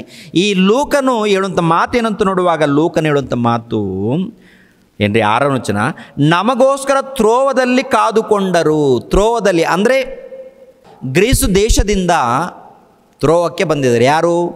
ಪೌಲನು, ತಿಮೋತಿಯನ್, ಕೆಲವರು ಹೆಸರು ಬರೆಯಲ್ಪಟ್ಟಿದೆ ನೋಡಿ, ಇವರೆಲ್ಲರೂ ತ್ರೋವಕ್ಕೆ ಬಂದಿದ್ದಾರೆ. ಆ ತ್ರೋವದಲ್ಲಿ, ತ್ರೋವ ಎನ್ನುವಂಥ ಪಟ್ಟಣದಲ್ಲಿ ನಮಗೋಸ್ಕರ ಕಾದುಕೊಂಡಿದ್ದಾರೆ ಅಂತ ಹೇಳುವಂಥ ಮಾತು ಯಾರು ಗೊತ್ತಾ? ಲೂಕನ ಹೇಳುವಂಥ ಮಾತು. ಆ ಪೌಲನಾಗಿರ್ಬೋದು, ತಿಮೋತಿ ಆಗಿರ್ಬೋದು, ನಮಗೋಸ್ಕರ ಕಾದುಕೊಂಡಿದ್ದಾರೆ ಅಂದರೆ, ನಮಗೋಸ್ಕರ ಅಂತ ಈ ಮಾತು ಹೇಳ್ತಾ ಇದ್ದಾರೆ ಅಂದರೆ ಲೂಕನ ಜೊತೆ ಇನ್ನೂ ಕೆಲವರು ಇದ್ದಾರಂತ ಅರ್ಥ ರೀ. ಇವಾಗ ಲೂಕನ ಜೊತೆ ಇದ್ದವರು ಇವರೆಲ್ಲರೂ ಪೌಲನ ಬಳಿಯಲ್ಲಿ ಹೋಗುವಂಥದ್ದು. ನಮಗೋಸ್ಕರ ತ್ರೋವದಲ್ಲಿ ಕಾದುಕೊಂಡರು. ಉಳಿಯಿಲ್ಲದ ರೊಟ್ಟಿಯ ಹಬ್ಬದ ದಿವಸಗಳು ಪೂರೈಸಿದ ಮೇಲೆ ನಾವು ಫಿಲಿಪ್ಪಿಯಿಂದ ಹೊರಟು ಹಡಗವನ್ನು ಹತ್ತಿ 5 ದಿವಸದಲ್ಲಿ ತ್ರೋವದಲ್ಲಿ ಬಂದು ಅವರನ್ನು ಸೇರಿದೆವು. ಎಲ್ಲಿ ಸೇರಿದ್ದಾರೆ ಇವರು? ಮತ್ತೊಂದು ಸಾರಿ ಗಮನಿಸೋಣ. ನಾವು ಫಿಲಿಪ್ಪಿಂದ ಹೊರಟು ಹಡಗವನ್ನು ಹತ್ತಿ 5 ದಿವಸದಲ್ಲಿ ತ್ರೋವದಲ್ಲಿ ಬಂದು ಅವರನ್ನು ಸೇರಿದೆವು. ಅಂದರೆ ಪೌಲನಾಗಿರ್ಬೋದು, ತಿಮೋತಿ ಆಗಿರ್ಬೋದು, ಇವರೆಲ್ಲರಿದ್ದಾರಲ್ಲ, ಇವರ ಬಳಿಯಲ್ಲಿ ಈ ಲೂಕನಾಗಿರ್ಬೋದು, ಲೂಕನ ಜೊತೆಯಲ್ಲಿ ಇದ್ದವರಾಗಿರ್ಬೋದು ಸೇರ್ತಾರೆ ಪ್ರಿಯರೇ. ತ್ರೋವ ಎನ್ನುವಂಥ ಪಟ್ಟಣಕ್ಕೆ ಬಂದು ಫಿಲಿಪ್ ಪಟ್ಟಣದಿಂದ ಆ ಕಡೆಯಿಂದ ಹಡಗ ಹತ್ತಿ ಅಂದರೆ ಸಮುದ್ರ ಪ್ರಯಾಣ ಮಾಡಿಕೊಂಡು ತ್ರೋವಕ್ಕೆ ಲೂಕನ ಜೊತೆಯಲ್ಲಿ ಇದ್ದವರು ಅಲ್ಲಿಗೆ ಬಂದು ಸೇರ್ತಾರೆ. ಯಾರ ಜೊತೆಯಲ್ಲಿ ಇರ್ತಾರೆ ಇವಾಗ? ಪೌಲನ ಜೊತೆಯಲ್ಲಿ ಲೂಕನು ಕೂಡ ಸೇರ್ತಾ ಇದ್ದಾನೆ. ಓಕೆ, 6ನೇ ವಚನ ಮತ್ತೆ, ನಮಗೋಸ್ಕರ ತ್ರೋವದಲ್ಲಿ ಕಾದುಕೊಂಡರು. ಉಳಿಯಿಲ್ಲದ ರೊಟ್ಟಿಯ ಹಬ್ಬದ ದಿವಸಗಳನ್ನು ಪೂರೈಸಿದ ಮೇಲೆ ನಾವು ಫಿಲಿಪ್ಪಿಯಿಂದ ಹೊರಟು ಹಡಗವನ್ನು ಹತ್ತಿ 5 ದಿವಸದಲ್ಲಿ ತ್ರೋವದಲ್ಲಿದ್ದು ಬಂದು ಅವರನ್ನು ಸೇರಿದೆವು. ಅಲ್ಲಿ 7 ದಿವಸಗಳಿದ್ದೆವು. ವಾರದ ಮೊದಲನೆಯ ದಿವಸದಲ್ಲಿ ನಾವು ರೊಟ್ಟೆ ಮುರಿಯುವ ನಿಯಮಕ್ಕಾಗಿ ಕೂಡಿ ಬಂದಾಗ ಮರುದಿನ ಹೊರಡಬೇಕೆಂದಿದ್ದ ಪೌಲನು ಅವರಿಗೆ ಪ್ರಸಂಗಿಸುತ್ತಾ ಸರಿ ಹೊತ್ತಿನವರೆಗೂ ಉಪನ್ಯಾಸ ನಡೆಸಿದನು. ನಾವು ಕೂಡಿದ್ದ ಮೇಲಂತಸ್ತಿನ ಅನೇಕ ದೀಪಗಳಿದ್ದವು. ಯೂತಿಕನೆಂಬ ಒಬ್ಬ ಯೌವನಸ್ಥನು ಕಿಟಕಿಯಲ್ಲಿ ಕೂತುಕೊಂಡು ಗಾಢ ನಿದ್ರೆಯಿಂದ ತೂಕಡಿಸಿದನು. ಪೌಲನು ಇನ್ನು ಪ್ರಸಂಗ ಮಾಡುತ್ತಾ ಇದ್ದಾಗ ಆ ಯೌವನಸ್ಥನು ನಿದ್ರೆಯಿಂದ ತೂಕಡಿಕೆ ಹೆಚ್ಚಾಗಿ 3ನೇ ಅಂತಸ್ತಿನಿಂದ ಕೆಳಗೆ ಬಿದ್ದನು. ಅವನನ್ನು ಎತ್ತಿ ನೋಡಿದಾಗ ಸತ್ತಿದ್ದನು. ಆದರೆ ಪೌಲನು ಇಳಿದು ಹೋಗಿ ಅವನ ಮೇಲೆ ಬಿದ್ದು ತಬ್ಬಿಕೊಂಡು, ಗೋಳಾಡಬೇಡಿರಿ, ಅವನ ಪ್ರಾಣ ಅವನಲ್ಲಿ ಅದೇ ಎಂದು ಹೇಳಿದನು. ಆಗ ಅವನು ಮೇಲಕ್ಕೆ ಹೋಗಿ ರೊಟ್ಟಿ ಮುರಿದು ಊಟ ಮಾಡಿ ಬಹಳ ಹೊತ್ತು ಬೆಳಗಾಗುವ ತನಕ ಸಲ್ಲಾಪ ಮಾಡಿ ಹಾಗೆ ಹೊರಟು ಹೋದನು. ಅವನು ಜೀವಿತನಾದ ಆ ಹುಡುಗನನ್ನು ಕರ್ಕೊಂಡು ಬರಲು ಅವರಿಗೆ ಬಹಳ ಆದರಣೆ ಉಂಟಾಯಿತು ಅಂತ ಪ್ರಿಯರೇ. ಇದು ಎಲ್ಲಿ ನಡೆಯುತ್ತೆ ಅಂತ ನೋಡುವಾಗ ಏನ್ರಿ ತ್ರೋವ ಎನ್ನುವಂಥ ಈ ಪಟ್ಟಣದಲ್ಲಿ ಪ್ರಾರ್ಥನೆ ಕಾರ್ಯಕ್ರಮ ನಡೀತಾ ಇದೆ. ನಡೆದ ನಂತರ ಏನ್ರಿ ಸುವಾರ್ತೆ ದೇವರ ವಾಕ್ಯವನ್ನು ಬಿಡಿಸ್ಕೊಂಡು ಹೇಳ್ಕೊಂಡು ಬರ್ತಾ ಇದ್ದಾನೆ. 3 ಅಂತಸ್ತು ಮೇಲ್ಗಡೆ ಇದ್ದಾರಂತೆ. ಅಲ್ಲಿಂದ ಕಿಟಕಿ ಮೇಲ್ಗಡೆಯಿಂದ ಬಿದ್ದು ಸಾಯ್ತಾನಂತೆ. ಆ ಹುಡುಗನ ಹೆಸರು ಬಂದು ಯೂತೀಕನೆಂಬ ಒಬ್ಬ ಹುಡುಗ 3ನೇ ಅಂತಸ್ತಿಂದ ಬಿದ್ದು ಸತ್ತೋಗ್ತಾನೆ. ಪ್ರೇಯರ್ ಸತ್ತೋದ ಮೇಲೆ ಎಲ್ಲರೂ ಕೂಡ ಗೋಳಾಡ್ತಾರೆ. ಅಯ್ಯೋ, ಇಂಥ ಪ್ರಾರ್ಥನೆಗೆ ಬಂದಿರುವಂಥ ಇಂಥ ಸಂದರ್ಭದಲ್ಲಿ ಇಂಥ ಅನಾಹುತ ಆಯ್ತಂತ ಗೋಳಾಡುವಂಥ ಸಮಯದಲ್ಲಿ ಪೌಲನು ಬಂದು ನೋಡಿ ಆನಂತರ ಅವನ ಮೇಲೆ ಬಿದ್ದು ತಪ್ಪಿಕೊಂಡು ಈ ಹುಡುಗ ಸತ್ತಿಲ್ಲ, ಎದ್ದಿದ್ದಾನಂತೇಳಿ ಪ್ರಾರ್ಥನೆ ಮಾಡಿ ಎಬ್ಬಿಸ್ತಾನೆ. ಪ್ರೇಯರ್ ಅಂದರೆ ಆ ಹುಡುಗನನ್ನು ಪ್ರಾರ್ಥನೆ ಮಾಡಿ ಎಬ್ಬಿಸುವಂಥದ್ದು, ಸತ್ತೋಗಿರುವಂಥ ಹುಡುಗನನ್ನು ಎಬ್ಬಿಸುವಂಥದ್ದು. ಆವಾಗ ಎಲ್ಲರ ಮಧ್ಯದಲ್ಲಿ ಸಮಾಧಾನ ಉಂಟಾಗುತ್ತೆ. ಸಮಾಧಾನ ಉಂಟಾದ ಮೇಲೆ ಪ್ರಿಯರಾದ ದೇವರ ಮಕ್ಕಳಿರ ಅಲ್ಲಿಂದ ಎಲ್ಲಿಗೆ ಹೋಗ್ತಾರೆ ಇವಾಗ? ಓಕೆನೆ, ಅಲ್ಲಿಂದ ಎಲ್ಲಿಗೆ ಹೋಗ್ತಾರೆ ಅನ್ನುವಂಥದ್ದು 13ನೇ ವಚನಕ್ಕೆ ನಾವು ನೋಡೋಣ. 13ನೇ ವಚನ ಅಂದರೆ ತ್ರೋವ ಎನ್ನುವಂಥ ಪಟ್ಟಣದಿಂದ ಎಲ್ಲಿ ಹೋಗ್ತಾರೆ ನೋಡೋಣವಾ? ನಾವು ಮೊದಲು ಹೋಗಿ ಅಸೋಸಿನಲ್ಲಿ ಪೌಲನನ್ನು ಹತ್ತಿಸಿಕೊಳ್ಳಬೇಕೆಂದು ಅಲ್ಲಿಗೆ ಸಮುದ್ರ ಪ್ರಯಾಣ ಮಾಡಿದೆವು. ಪೌಲನು ತಾನು ಕಾಲು ನಡಿಗೆಯಾಗಿ ಹೋಗಬೇಕೆಂದು ಹಾಗೆಯೇ ನಮಗೆ ಅಪ್ಪಣೆ ಮಾಡಿದ್ದನು. ಅಸೋಸಿನಲ್ಲಿ ಅವನು ನಮ್ಮನ್ನು ಕೂಡಿಕೊಂಡಾಗ ನಾವು ಅವನನ್ನು ಹತ್ತಿಸಿಕೊಂಡು ಮಿತಿಲೇನಿಗೆ ಬಂದೆವು. ಅಂದರೆ ಇಲ್ಲೇನು ನಡೆಯುತ್ತೆ ಅಂತ ನೋಡುವಾಗ ಪ್ರಿಯರಾದ ದೇವ್ರ ಮಕ್ಕಳಿಗೆ ಗಮನಿಸಬೇಕು. ನಾವು ಮೊದಲು ಹೋಗಿ ಅಸೋಸಿನಲ್ಲಿ ಪೌಲನನ್ನು ಹತ್ತಿಸಿಕೊಳ್ಳಬೇಕೆಂದು ಅಲ್ಲಿಗೆ ಸಮುದ್ರ ಪ್ರಯಾಣ ಮಾಡಿದೆವು. ಎಲ್ಲಿಂದ ಎಲ್ಲಿಗೆ ಅಂದರೆ ತ್ರೋವ ಇದೆಯಲ್ಲ, ತ್ರೋವದಿಂದ ಅಸೋಸಿನಲ್ಲಿ ಹೋಗಬೇಕು ಎಂದು ಪ್ರಯಾಣ ಮಾಡಿದ್ದಾರೆ. ಆ ಪ್ರಯಾಣ ಮಾಡಿದ ನಂತರ ಸಮುದ್ರ ಪ್ರಯಾಣ ಮಾಡಿದೆವು. ಪೌಲನು ತಾನು ಕಾಲು ನಡಿಗೆಯಾಗಿ ಹೋಗಬೇಕೆಂದು ಹಾಗೆ ನಮಗೆ ಅಪ್ಪಣೆ ಮಾಡಿದನು. ಅಸೋಸಿನಲ್ಲಿ ಅವನು ನಮ್ಮನ್ನು ಕೂಡಿಕೊಂಡಾಗ ನಾವು ಅವನನ್ನು ಹತ್ತಿಸಿಕೊಂಡು ಮಿತಿಲೇನಿಗೆ ಬಂದೆವು. ಇವಾಗ ನೋಡಿ, ಅಸೋಸಿ ಎನ್ನುವಂಥದ್ದು ಪಟ್ಟಣ ಎಲ್ಲಿದೆ, ಮಿತಿಲೇನಿ ಎನ್ನುವಂಥ ಪಟ್ಟಣ ಎಲ್ಲಿದೆ, ಇದು ಕೂಡ ಮ್ಯಾಪಲ್ಲಿ ನೋಡೋಣ. ಅಸೋಸ್ ಎನ್ನುವಂಥದ್ದಿದೆ. ಅಸೋಸ್ ಎನ್ನುವಂಥ ಇದೊಂದು ಪಟ್ಟಣ. ಅಲ್ಲಿಂದ ಎಲ್ಲಿಗೆ ಬರ್ತಾ ಇದ್ದಾರೆ ಒಂದು ಸಾರಿ ನೋಡಿ ಕೆಳಗಡೆ ಮಾತು. ಮಿತಿಲೇನಿಗೆ ಎನ್ನುವಂಥ ಪಟ್ಟಣ. ಓಕೆನಾ? ಈ ಒಂದು ಅಂದರೆ ಮಿತಿಲೇನ ಎನ್ನುವಂಥದ್ದು ಒಂದು ದ್ವೀಪ, ಅದು ಸಮುದ್ರದಲ್ಲಿ ಒಂದು ದ್ವೀಪ. ಪ್ರಿಯರಾದ ದೇವರ ಮಕ್ಕಳಿರ ಅಲ್ಲಿಗೆ ಬರ್ತಾರೆ. ಅಲ್ಲಿಂದ ಎಲ್ಲಿಗೆ ಬರ್ತಾರ ಅಂತ ನೋಡುವಾಗ ಒಂದು ಸಾರಿ ಅಲ್ಲಿಂದ ಹೊರಟು ಮರುದಿನ ಕಿಯೋಸ್ ದ್ವೀಪಕ್ಕೆ ಎದುರಾಗಿ ಬಂದು ಅದರ ಮರುದಿನ ಸಮೋಸಿನ ಹತ್ತಿರ ಬಂದೆವು. ಅದು ಕೂಡ ಒಂದು ಸಾರಿ ಮ್ಯಾಪ್ ಹಾಕ್ಬಿಡಪ್ಪ. ಕಿಯೋಸ್ ದ್ವೀಪದಿಂದ ಮರುದಿನ ಸಮೋಸಿನ ಹತ್ತಿರ ಬಂದಿದ್ದಾರೆ ಅಂತ. ಸಮೋಸ್ ಎನ್ನುವಂಥದ್ದು ಎಲ್ಲಿದೆ? ಸಮೋಸ್ ಅಂದರೆ ಮತ್ತೆ ತಿನ್ನೋದಲ್ಲ, ಇದೊಂದು ಪಟ್ಟಣ ಸಮುದ್ರದಲ್ಲಿ ಒಂದು ದ್ವೀಪ, ಇದು ಕೂಡ. ಅಲ್ಲಿಂದ ಎಲ್ಲಿಗೆ ಬರ್ತಾರಂತ ನೋಡುವಾಗ ಪ್ರಿಯರಾದ ದೇವ್ರ ಮಕ್ಕಳಿರ 15ನೇ ವಚನದಲ್ಲಿ ಕೆಳಗೆ, ಅದರ ಮರುದಿನ ಸಮೋಸಿನ ಹತ್ತಿರ ಬಂದೆವು. ಅದರ ಮರುದಿನ ಮಿಲೇತಕ್ಕೆ ಸೇರಿದೆವು. ಪೌಲನು ತನಗೆ ಸಾಧ್ಯವಾದರೆ ಪಂಚಾಶತಮ ದಿನದ ಹಬ್ಬಕ್ಕೆ ಯೆರೂಸಲೇಮಿನಲ್ಲಿರಬೇಕೆಂಬ ಅವಸರ ಪಡುತ್ತಾ ಇದ್ದದರಿಂದ ಆಸೆ ಸೀಮೆಯಲ್ಲಿ ಕಾಲವನ್ನು ಕಳೆಯುವುದಕ್ಕೆ ಮನಸ್ಸಿಲ್ಲದೆ ಎಫೆಸ ಪಟ್ಟಣವನ್ನು ದಾಟಿ ಹೋಗಬೇಕೆಂದು ತೀರ್ಮಾನಿಸಿಕೊಂಡಿದ್ದನು. ಅಂದರೆ ಪ್ರಿಯರ ದೇವ್ರ ಮಕ್ಕಳಿರ ಇವಾಗ ಮಿಲೇತಿನಲ್ಲಿ ಬಂದು ಇಳ್ಕೊಂಡಿದ್ದಾರೆ. ಯಾಕೆ ಮಿಲೇತಿನಲ್ಲಿ ಬಂದು ಇಳ್ಕೊಂಡಿದ್ದಾರೆ ಅಂತ ನೋಡುವಾಗ, ಪಂಚಾಶತಮ ಹಬ್ಬ ಬರೋದಕ್ಕಿಂತ ಮುಂಚಿತವಾಗಿ ನಾನು ಹೋಗಬೇಕು ಎಂದು ಪೌಲನು ತೀರ್ಮಾನ ಮಾಡಿಕೊಂಡಿರ್ತಾನೆ. ಎಲ್ಲಿಗೆ? ಯೆರೂಸಲೇಮ್ ಪಟ್ಟಣಕ್ಕೆ ಹೋಗ್ಬೇಕಂದು ತೀರ್ಮಾನ ಮಾಡಿಕೊಂಡಾಗ ಆಲ್ರೆಡಿ ಎಫೆಸ ಪಟ್ಟಣಕ್ಕೆ ಹತ್ರ ಬಂದಿರ್ತಾನೆ. ಎಫೆಸ ಪಟ್ಟಣವನ್ನು ದಾಟಿ ಮಿಲೇತ್ ಎನ್ನುವಂಥ ಪಟ್ಟಣಕ್ಕೆ ಹೋಗ್ತಾನೆ. ಮಿಲೇತ್ ಎನ್ನುವಂಥ ಪಟ್ಟಣಕ್ಕೆ ಹೋದ ನಂತರ ಏನು ನಡೆಯುತ್ತೆ ನೋಡಿ ಒಂದ್ಸರಿ. 16ನೇ ವಚನ. ಪೌಲನು ತನಗೆ ಸಾಧ್ಯವಾದರೆ ಪಂಚಾಶತಮ ದಿನದ ಹಬ್ಬಕ್ಕೆ ಯೆರೂಸಲೇಮಿನಲ್ಲಿ ಇರಬೇಕೆಂದು ಅವಸರ ಪಡುತ್ತಾ ಇದ್ದದರಿಂದ ಆಸಿ ಸೀಮೆಯಲ್ಲಿ ಕಾಲವನ್ನು ಕಳೆಯುವುದಕ್ಕೆ ಮನಸ್ಸಿಲ್ಲದೆ ಎಫೆಸ ಪಟ್ಟಣವನ್ನು ದಾಟಿ ಹೋಗಬೇಕೆಂದು ತೀರ್ಮಾನಿಸಿಕೊಂಡನು. ಅವನು ಮಿಲೇತದಿಂದ ಎಫೆಸಕ್ಕೆ ಹೇಳಿ ಕಳಿಸಿ ಅಲ್ಲಿಯ ಸಭೆಯ ಹಿರಿಯರನ್ನು ಕರೆಸಿದನು. ಅವರು ಅವನ ಬಳಿಗೆ ಬಂದಾಗ ಅವರಿಗೆ ಅವನು ಹೇಳಿದ್ದೇನೆಂದರೆ, ನೋಡಿ ಪ್ರಿಯರ ದೇವ್ರ ಮಕ್ಕಳಿರ, ಮಿಲೇತ್ ಅನ್ನುವಂಥ ಪಟ್ಟಣ ಇದೆ. ಮಿಲೇತ್ ಒಂದ್ಸರಿ ತೋರಿಸ್ಪ. ಮಿಲೇತ್ ಮೇಲ್ಗಡೆ ಎಫೆಸ ಪಟ್ಟಣ ಇದೆ. ಮಿಲೇತ್ ಮೇಲ್ಗಡೆ ಯಾವುದಿದೆ? ಎಫೆಸ ಪಟ್ಟಣ ಇದೆ. ಓಕೆ, ಈ ಮಿಲೇತಿಗೆ ಬಂದಿದ್ದಾರೆ. ಒಟ್ಟಿನಲ್ಲಿ ಮಿಲೇತ್ನಲ್ಲಿ ಇದ್ದುಕೊಂಡು ಸಭೆಯಲ್ಲಿದ್ದಂಥ ಹಿರಿಯರನ್ನು, ಯಾವ ಸಭೆಯಲ್ಲಿದ್ದಂಥ ಹಿರಿಯರನ್ನು? ಎಫೆಸ ಪಟ್ಟಣದಲ್ಲಿ ಇದ್ದಂಥ ಹಿರಿಯರನ್ನು ಕರೆ ಕಳಿಸ್ತಾ ಇದ್ದಾನೆ. ಮತ್ತು ಪೌಲನೇ ಹೋಗಬೇಕಾಗಿತ್ತಲ್ವ, ಪೌಲನ ಯಾಕೆ ಹೋಗ್ತಾ ಇಲ್ಲ ಅಂತ ನೋಡುವಾಗ ಅಲ್ಲಿ ಕೂಡ ದೊಡ್ಡ ಕಿರಿಕಿರಿ, ನನಗೂ ಸಮಯ ಇಲ್ಲ, ಆದ್ದರಿಂದ ನಾನು ಯೆರೂಸಲೇಮ್ ಪಟ್ಟಣಕ್ಕೆ ಹೋಗಬೇಕು, ನಿಮ್ಮ ಹತ್ರ ಕೆಲವು ವಿಷಯಗಳನ್ನು ಮಾತನಾಡಿ ಎಚ್ಚರಿಕೆ ಮಾತುಗಳನ್ನು ಹೇಳಿ ನಾನು ಹೋಗುತ್ತೇನೆ. ಆದ್ದರಿಂದ ಎಫೆಸ ಪಟ್ಟಣದಲ್ಲಿ ಇದ್ದಂಥ ಸಭೆಯ ಹಿರಿಯರು ಬರಬೇಕು ಎಂದೇಳಿ ಕರೆ ಕಳಿಸ್ಕೊಡ್ತಾನೆ. ಸಭೆ ಹಿರಿಯರು ಬಂದ ನಂತರ ಪೌಲನ ಜೀವನದಲ್ಲಿ ನಡೆದಿರುವಂಥ ಘಟನೆಗಳು, ಪೌಲನು ಪಟ್ಟಿರುವಂಥ ಪ್ರಯಾಸವು, ಇವೆಲ್ಲವನ್ನು ಕೂಡ ಹೇಳ್ಕೊಂಡು ಬರ್ತಾನೆ. ಅಂದರೆ ಸಭೆಯಲ್ಲಿದ್ದಂಥ ಎಫೆಸ ಪಟ್ಟಣದಲ್ಲಿದ್ದಂಥ ಹಿರಿಯರು ಬಂದ ನಂತರ ಅವ್ರಿಗೆ ಎಚ್ಚರಿಕೆ ಮಾತುಗಳನ್ನು ಏನು ಹೇಳ್ತಾ ಇದ್ದಾರೆ ಒಂದು ಸಾರಿ 19ನೇ ವಚನದಿಂದ ನೋಡೋಣ. 19ನೇ ವಚನ, 20ನೇ ಅಧ್ಯಾಯ, ಅಪೊಸ್ತಲರ ಕೃತ್ಯಗಳು 20ನೇ ಅಧ್ಯಾಯ 19ನೇ ವಚನದಿಂದ. 18ನೇ ವಚನದಿಂದ ಕೆಳಗಡೆ ಮಾತು. ನಾನು ಆಸೆ ಸೀಮೆಯಲ್ಲಿ ಕಾಲಿಟ್ಟ ಮೊದಲನೆಯ ದಿವಸದಿಂದ ನಿಮ್ಮ ಮಧ್ಯೆ ಎಲ್ಲ ಕಾಲದಲ್ಲಿಯೂ ಹೇಗೆ ನಡುಕೊಂಡೆನೆಂಬುದನ್ನು ನೀವೇ ಬಲ್ಲಿರಿ. ಅಂದರೆ ಎಲ್ಲ ಹಿರಿಯರನ್ನು ಕರೆಸಿ ಹೇಳುವಂಥ ಮಾತು.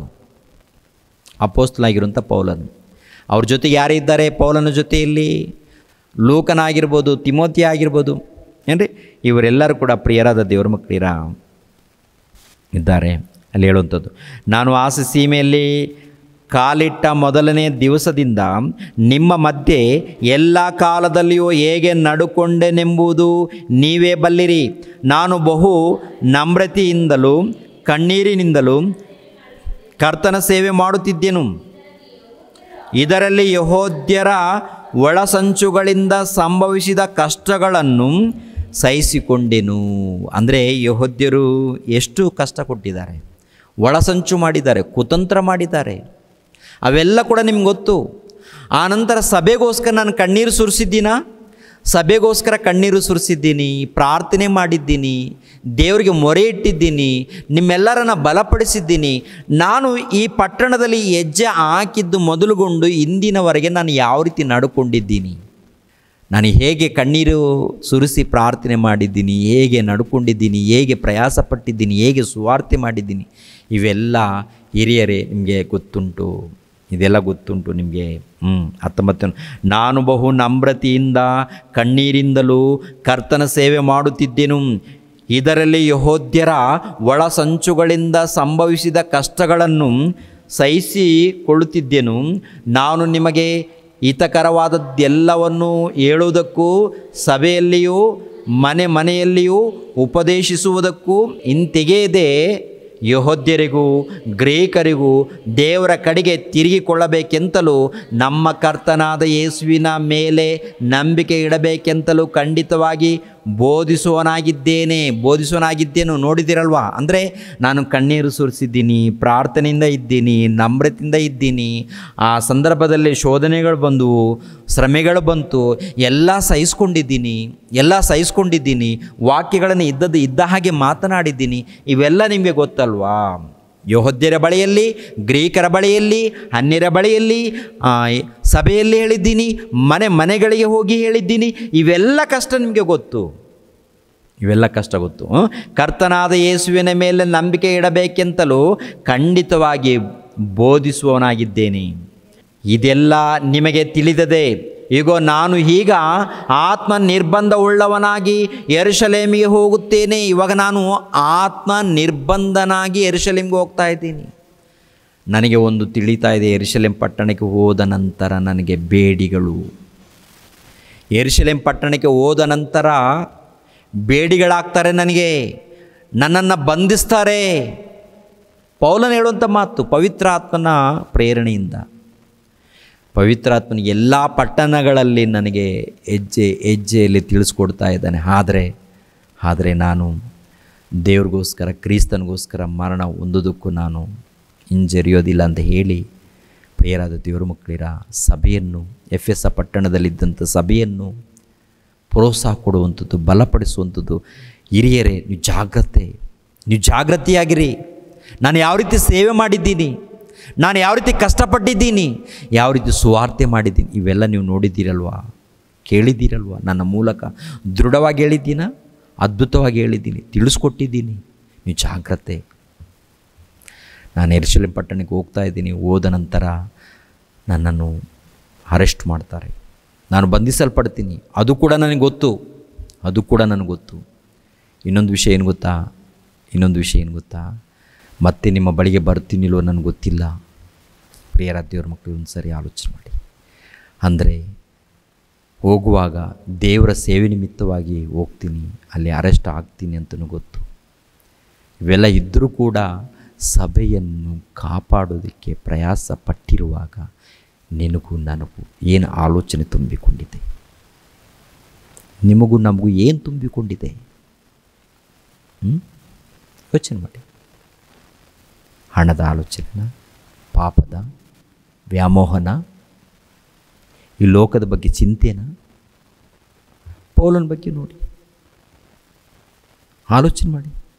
ಅಪೊಸ್ತಲರ ಬಗ್ಗೆ ಯೋಚನೆ ಮಾಡಿ, ಅವ್ರ ಜೀವಿತ ಯಾವ ರೀತಿ ಇದೆ? ಇದೆಲ್ಲ ನಿಮಗೆ ತಿಳಿಸಿದೆ. ಇಗೋ, ನಾನು ಈಗ ಆತ್ಮ ನಿರ್ಬಂಧವುಳ್ಳವನಾಗಿ ಯೆರೂಸಲೇಮಿಗೆ ಹೋಗುತ್ತೇನೆ. ಅಲ್ಲಿ ನನಗೆ ಏನು ಸಂಭವಿಸುವುದೋ ನಾನು ಅರಿಯೆ. ನಿನಗೆ ಬೇಡಿಗಳು, ಸಂಕಟಗಳು ಕಾದುಕೊಂಡಿವೆ ಎಂದು ಪವಿತ್ರಾತ್ಮನು ಎಲ್ಲ ಪಟ್ಟಣಗಳಲ್ಲಿಯೂ ನನಗೆ ಖಂಡಿತವಾಗಿ ಹೇಳುತ್ತಾನೆ. ಇಷ್ಟು ಮಾತ್ರ ಬಲ್ಲೆನು. ಆದರೆ ನನ್ನ ಪ್ರಾಣವನ್ನು ಉಳಿಸಿಕೊಳ್ಳುವುದೇ ವಿಶೇಷವೆಂಬುದು ನಾನು ಎಣಿಸುವುದಿಲ್ಲ. ದೇವರ ಕೃಪೆಯ ವಿಷಯವಾದ ಸುವಾರ್ತೆಯನ್ನು ಆಸಕ್ತಿಯಿಂದ ಪ್ರಕಟಿಸಬೇಕೆಂಬುದಾಗಿ ಕರ್ತನಾದ ಯೇಸುವಿನಿಂದ ನಾನು ಹೊಂದಿರುವ ಸೇವೆ ಎಂಬ ಓಟವನ್ನು ಕಡೆಗಾಣಿಸುವುದೊಂದೇ ನನ್ನ ಅಪೇಕ್ಷೆ. ಇಗೋ, ಇಷ್ಟು ದಿವಸ ನಿಮ್ಮಲ್ಲಿ ಸಂಚಾರ ಮಾಡಿ ದೇವರ ರಾಜ್ಯವನ್ನು ಸಾರಿದನಾದ ನನ್ನ ಮುಖವನ್ನು ಇನ್ನು ಮೇಲೆ ನಿಮ್ಮಲ್ಲಿ ಒಬ್ಬರೂ ಕಾಣುವುದಿಲ್ಲವೆಂದು ಬಲ್ಲೆನು.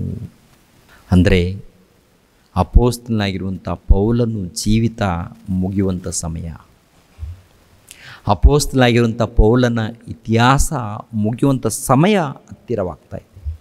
ಮತ್ತು ಎಫೆಸ ಪಟ್ಟಣಕ್ಕೆ ನಾನು ಬರ್ತೀನಿಲ್ಲೋ ನನಗೆ ಗೊತ್ತಿಲ್ಲ, ನನ್ನ ಮುಖ ಕೂಡ ನೀವು ನೋಡ್ತಿರಲ್ಲೋ ನನಗೆ ಗೊತ್ತಿಲ್ಲ. ಆದರೆ ಖಂಡಿತವಾಗಿ ಪವಿತ್ರಾತ್ಮ ನನಗೆ ಹೇಳ್ತಾ ಇದ್ದಾನೆ, ನೀನು ಅರೆಸ್ಟ್ ಆಗ್ತೀಯ, ನಿನ್ನನ್ನು ಬಂಧಿಸ್ತಾರೆ, ಅನೇಕ ಶ್ರಮೆಗಳಿರುತ್ತೆ ಅಂತ. ಪ್ರಿಯರಾದ ದೇವ್ರ ಮಕ್ಕಳು, ಒಂದು ಸಾರಿ ನೋಡಿ ಪ್ರಿಯರೇ ಹೇಗಿರುತ್ತೆ.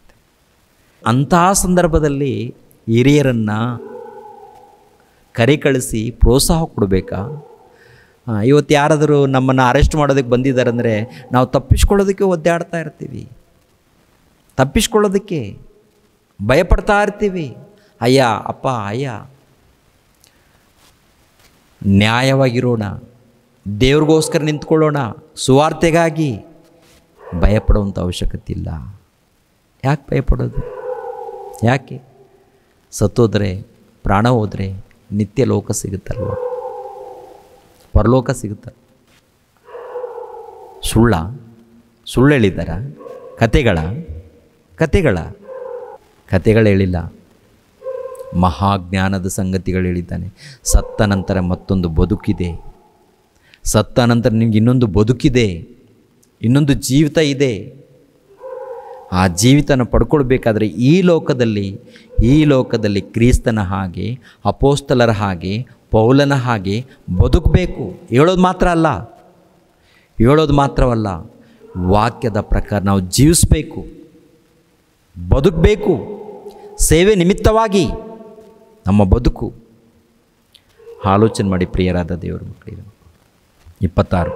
ಆದ ಕಾರಣ ನಾನು ಇವತ್ತು ಪ್ರಮಾಣವಾಗಿಯೇ ಹೇಳುತ್ತೇನೆ, ನಿಮ್ಮಲ್ಲಿ ಯಾರಾದರೂ ನಾಶವಾದರೆ ಅದು ನನ್ನ ದೋಷವಲ್ಲ. ಯಾಕೆಂದರೆ ಒಂದನ್ನು ಮರೆ ಮಾಡದೆ ದೇವರ ಸಂಕಲ್ಪವನ್ನೆಲ್ಲ ನಿಮಗೆ ತಿಳಿಸಿದೆನು. ದೇವರ ಸಂಕಲ್ಪವನ್ನು ಎಲ್ಲವನ್ನು ಕೂಡ ನಾನು ನಿಮಗೆ ಬಿಡಿಸಿ ಹೇಳಿದ್ದೇನೆ. ದೇವರ ಅನಾದಿ ಸಂಕಲ್ಪವನ್ನು, ದೇವರ ಉದ್ದೇಶವನ್ನು. ಓ ಮಾನವ, ನೀನು ಯಾರು? ನೀನು ಯಾಕೆ ಹುಟ್ಟಿದ್ದೀಯಾ? ಹುಟ್ಟೋದಕ್ಕೆ ಕಾರಣವೇನು? ದೇವರ ಸಂಕಲ್ಪ ಯಾವಾಗಿದೆ?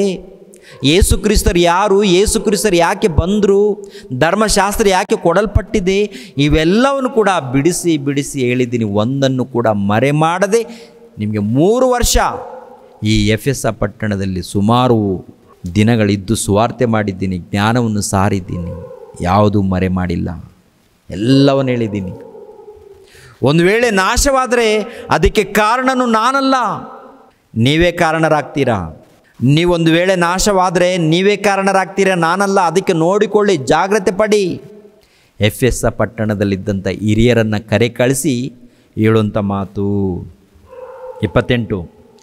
ದೇವರು ಸ್ವರಕ್ತದಿಂದ ಸಂಪಾದಿಸಿಕೊಂಡ ಸಭೆಯನ್ನು ಪರಿಪಾಲಿಸುವುದಕ್ಕಾಗಿ ಪವಿತ್ರಾತ್ಮನು ನಿಮ್ಮನ್ನೇ ಆ ಹಿಂಡಿನಲ್ಲಿ ಅಧ್ಯಕ್ಷರನ್ನಾಗಿ ಇಟ್ಟಿರುವುದರಿಂದ ನಿಮ್ಮ ವಿಷಯದಲ್ಲಿಯೂ ಎಲ್ಲ ಹಿಂಡಿನ ವಿಷಯದಲ್ಲಿಯೂ ಎಚ್ಚರಿಕೆಯಾಗಿರಿ. ಅಂದರೆ ನಿಮ್ಮ ವಿಷಯದಲ್ಲಿ ಮೊಟ್ಟ ಮೊದಲು ನಿಮ್ಮ ಆತ್ಮಗಳನ್ನು ಕುರಿತು ಎಚ್ಚರಿಕೆಯಾಗಿರಿ, ಆನಂತರ ಸಭೆಯಲ್ಲಿದ್ದಂಥ ವಿಶ್ವಾಸಿಗಳನ್ನು ಕುರಿತು ಎಚ್ಚರಿಕೆಯಾಗಿರಿ. ಯಾಕೆಂದರೆ ನಾನು ಹೋದ ಮೇಲೆ ಕ್ರೂರವಾದ ತೋಳಗಳು ನಿಮ್ಮ ಬಳಿಯಲ್ಲಿ ಬರುತ್ತೆ.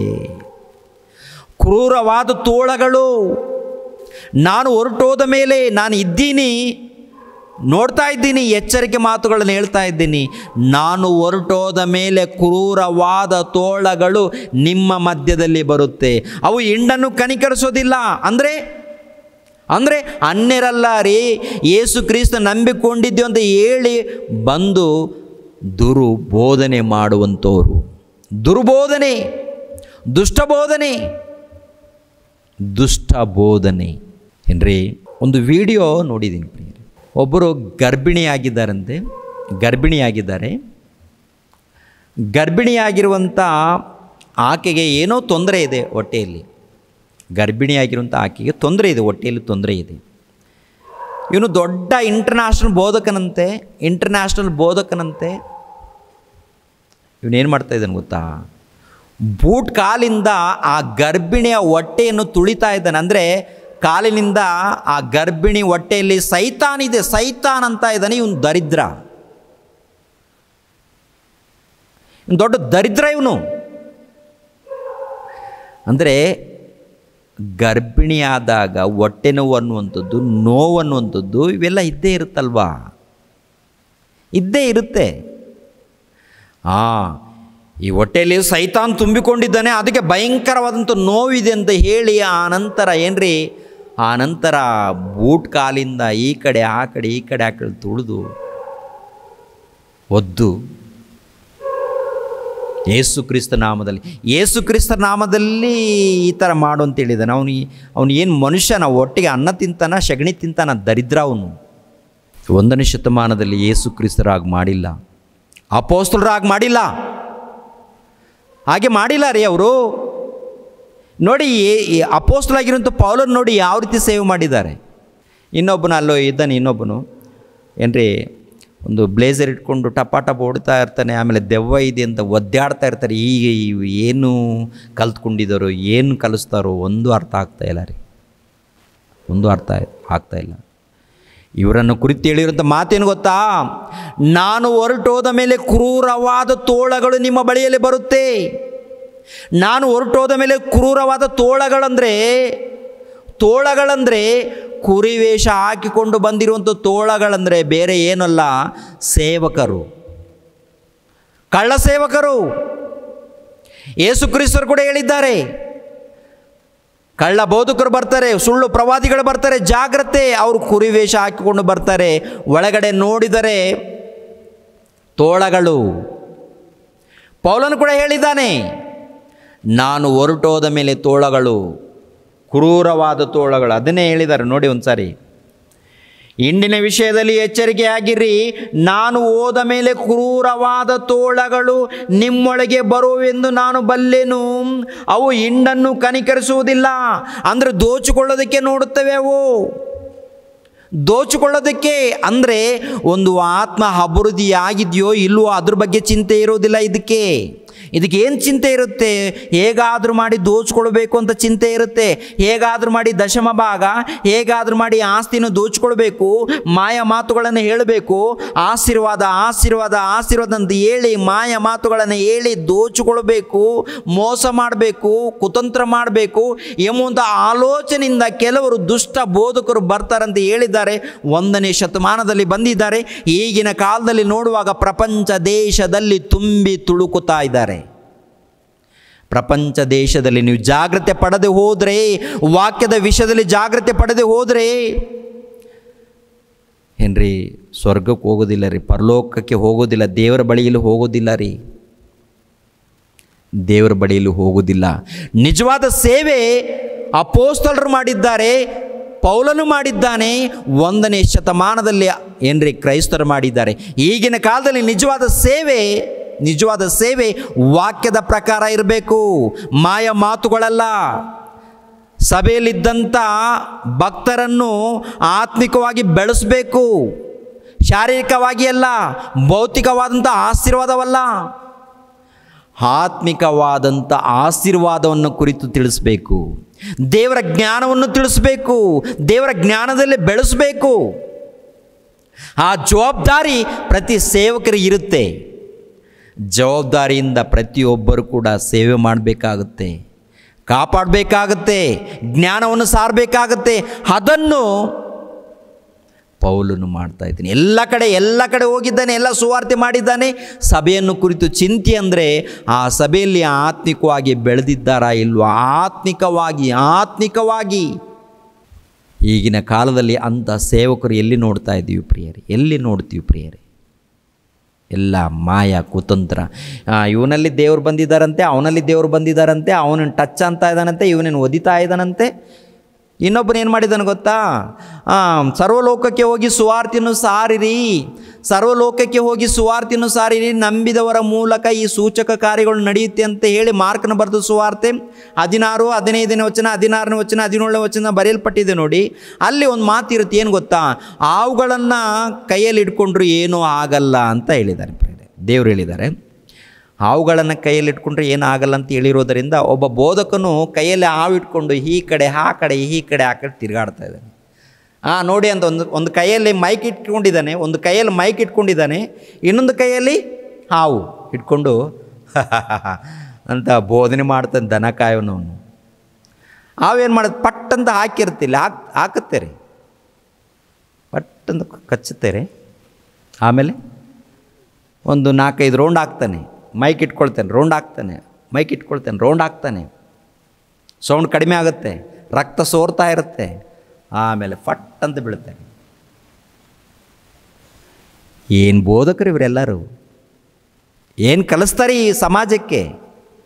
ಹುಚ್ಚ, ದರಿದ್ರ ಸಮಾಜಕ್ಕೆ ಇಂಥ ಬೋಧನೆ ಕಲಿಸ್ತೀಯಾ? ಇಂಥ ಬೋಧನೆ ಕಲಿಸ್ತೀಯಾ? ಏನು ಅಂದ್ಕೊಂಡಿದೆಯಾ? 1ನೇ ಶತಮಾನದಲ್ಲಿ ಅಪೊಸ್ತಲರಿಗೆ ಕೊಟ್ಟಿದ್ದಾನೆ ಆ ವರ, ನಿನ್ಗೆ ಕೊಟ್ಟಿದ್ದಾನ? ಯಾರು ಹೇಳಿದ್ರು? ಬೈಬಲಲ್ಲಿ ತೋರಿಸ್ತೀಯಾ? ಅವ್ರಿಗೆ ಕೊಟ್ಟಿರುವಂಥ ವಚನ ತೋರಿಸ್ತೀಯ ನೀನು? ಮತ್ತೆ ಸಂಪೂರ್ಣವಾದದ್ದು ಬಂದ ನಂತರ ಅಪೂರ್ಣವಾದದ್ದು ಇಲ್ಲದಂತಾಗುವುದು ಎನ್ನುವಂಥ ವಿಷಯ ನಿನಗೆ ಗೊತ್ತಿಲ್ಲ ಸಹೋದರ. ಅರ್ಥ ಮಾಡ್ಕೊಳ್ಳಿ. ಯಾಕೆಂದರೆ ಒಂದು ಕಾಲದಲ್ಲಿ ಬೈಬಲ್ ಸಂಪೂರ್ಣವಾಗಬೇಕಾಗಿತ್ತು, ಸಂಪೂರ್ಣ ಬರೆಸ್ಬೇಕಾಗಿತ್ತು. ಇದನ್ನು ಬರೆಸೋ ತನಕ ಅವರ ಮಧ್ಯದಲ್ಲಿ ಅಂದರೆ ಅಪೊಸ್ತಲರಿಗೆ 1ನೇ ಶತಮಾನದಲ್ಲಿ ಕ್ರೈಸ್ತರಿಗೆ ವರಗಳನ್ನು ಕೊಟ್ಟಿದ್ದಾನೆ. ಸ್ವಸ್ಥತೆ ಮಾಡುವಂಥದ್ದು, ಅದ್ಭುತ ಕ್ರಿಯೆಗಳನ್ನು ಮಾಡುವಂಥದ್ದು ಕೊಟ್ಟಿದ್ದಾನೆ, ಅವ್ರು ಮಾಡಿದ್ದಾರೆ. ಅದ್ಭುತ ಅಂದರೆ ಏನು ಅಂದ್ಕೊಂಡಿದ್ದೀರಿ? ಅದ್ಭುತ ಅಂದರೆ ಕುಂಟರಿಗೆ ಕಾಲು ಬರಬೇಕು, ಅದು ದೊಡ್ಡ ಅದ್ಭುತ. ಕುರುಡರಿಗೆ ಕಣ್ಣುಗಳು ಬರಬೇಕು, ಅದು ದೊಡ್ಡ ಅದ್ಭುತ. ಅದು ಅದ್ಭುತ, ಅಂಥದ್ದು ಅದ್ಭುತ. ಅಂಥದ್ದು ವರ ಅವ್ರಿಗೆ ಕೊಟ್ಟಿದ್ದರು, ಅವ್ರು ಮಾಡಿದ್ದಾರೆ, ಅಂಥದ್ದನ್ನು ನಿಲ್ಲಿಸಿದ್ದಾರೆ. ಮತ್ತು ಈಗಿನ ಕಾಲದಲ್ಲಿ ರೋಗ ಪಾಗ ಅವೆಲ್ಲ ಬರುತ್ತೆ ಹೋಗುತ್ತೆ. ಎಲ್ಲರೂ ಅಂದರೆ ಭೂಲೋಕದಲ್ಲಿ ಇದ್ದಾರೆ ನೋಡಿ, ಎಲ್ಲ ಮನುಷ್ಯರನ್ನು ಕಾಪಾಡೋದೇ ದೇವರು. ಎಲ್ಲರಿಗೂ ಆರೋಗ್ಯ ಕೊಟ್ಟಿದ್ದು ದೇವರು, ಎಲ್ಲರನ್ನೂ ಕಾಪಾಡೋದು ದೇವರು. ನಂಬಿದ್ರು ನಂಬದೇ ಇದ್ದರೂ ದೇವರೇ ಕಾಪಾಡ್ತಾ ಇದ್ದಾರೆ. ಇವತ್ತು ನೀವು ಆರೋಗ್ಯವಾಗಿ ಬದುಕ್ತಾ ಇದ್ದೀರಂದರೆ ದೇವರ ಕೃಪೆ ಮೂಲಕನೇ ಬದುಕ್ತಿದ್ದೀರಾ, ದೇವರ ಕೃಪೆ ಮೂಲಕ. ಮತ್ತು ಇವರೆಲ್ಲರೂ ಯಾರಂತ ನೋಡುವಾಗ ಮೋಸಗಾರರು. ಅದಕ್ಕೆ ಅಪೊಸ್ತಲನು ಹೇಳುವಂಥ ಮಾತೇನು ಗೊತ್ತಾ? ನೋಡ್ರಿಪ್ಪ, ನಾನು ಹೋದ್ಮೇಲೆ ಇತ್ತು ಬರುತ್ತೆ. ಅದಕ್ಕೆ ನೀವು ಕಾಪಾಡಲ್ಪಡಬೇಕು, ಸಭೆಯಲ್ಲಿ ಇದ್ದವರು ಕಾಪಾಡಲ್ಪಡಬೇಕು. ನೀವು ಜಾಗೃತಿಯಾಗಿರಿ. ಕ್ರೂರವಾದ ತೋಳಗಳಂದರೆ ಕಳ್ಳ ಬೋಧಕರು, ಸುಳ್ಳು ಬೋಧಕರು ಬರ್ತಾರೆ, ಅವ್ರ ವಿಷಯದಲ್ಲಿ ನೀವು ಜಾಗೃತಿಯಾಗಿರಬೇಕು. 30ನೇ ವಚನ. ಇದಲ್ಲದೆ ನಿಮ್ಮಲ್ಲಿಯೂ ಕೆಲವರು ಎದ್ದು ವ್ಯತ್ಯಾಸ ಬೋಧನೆಗಳನ್ನು ಮಾಡಿ ಯೇಸುವಿನ ಶಿಷ್ಯರನ್ನು ತಮ್ಮ ಹಿಂದೆ ಎಳುಕೊಳ್ಳುವರು. ಆದ ಕಾರಣ ನಾನು ಕಣ್ಣೀರು ಸುರಿಸುತ್ತಾ 3 ವರ್ಷ ಹಗಲಿರುಳು ಎಡೆಬಿಡದೆ ಪ್ರತಿಯೊಬ್ಬನಿಗೆ ಬುದ್ಧಿ ಹೇಳಿದ್ದೇನೆಂದು ನೀವು ಜ್ಞಾಪಕ ಮಾಡಿಕೊಂಡು ಎಚ್ಚರವಾಗಿರಿ. ನಾನೀಗ ನಿಮ್ಮನ್ನು ಕರ್ತನಿಗೂ ಆತನ ಕೃಪಾ ವಾಕ್ಯಕ್ಕೂ ಒಪ್ಪಿಸಿಕೊಡುತ್ತೇನೆ.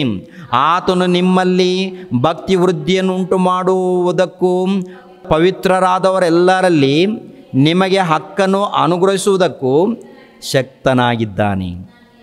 ನಾನು ಯಾರ ಬೆಳ್ಳಿ ಬಂಗಾರವನ್ನಾಗಲಿ ಉಡುಗೆ ತೊಡುಗೆಯನ್ನಾಗಲಿ ಆಶಿಸಲಿಲ್ಲ, ಬಯಸಲಿಲ್ಲ.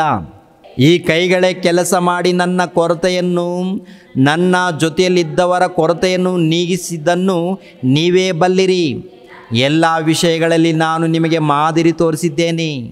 ನೀವು ಹಾಗೆಯೇ ದುಡಿದು ಬಲವಿಲ್ಲದವರಿಗೆ ಉಪಕಾರ ಮಾಡಬೇಕು ಮತ್ತು ತೆಗೆದುಕೊಳ್ಳೋದಕ್ಕಿಂತ ಕೊಡುವುದೇ ಹೆಚ್ಚಿನ ಭಾಗ್ಯವೆಂಬುದಾಗಿ ಕರ್ತನಾದ ಯೇಸು ತಾನೇ ಹೇಳಿದ ಮಾತುಗಳನ್ನು ನೆನಪಿನಲ್ಲಿ ಇಟ್ಟುಕೊಂಡಿರಬೇಕು ಅಂದನು.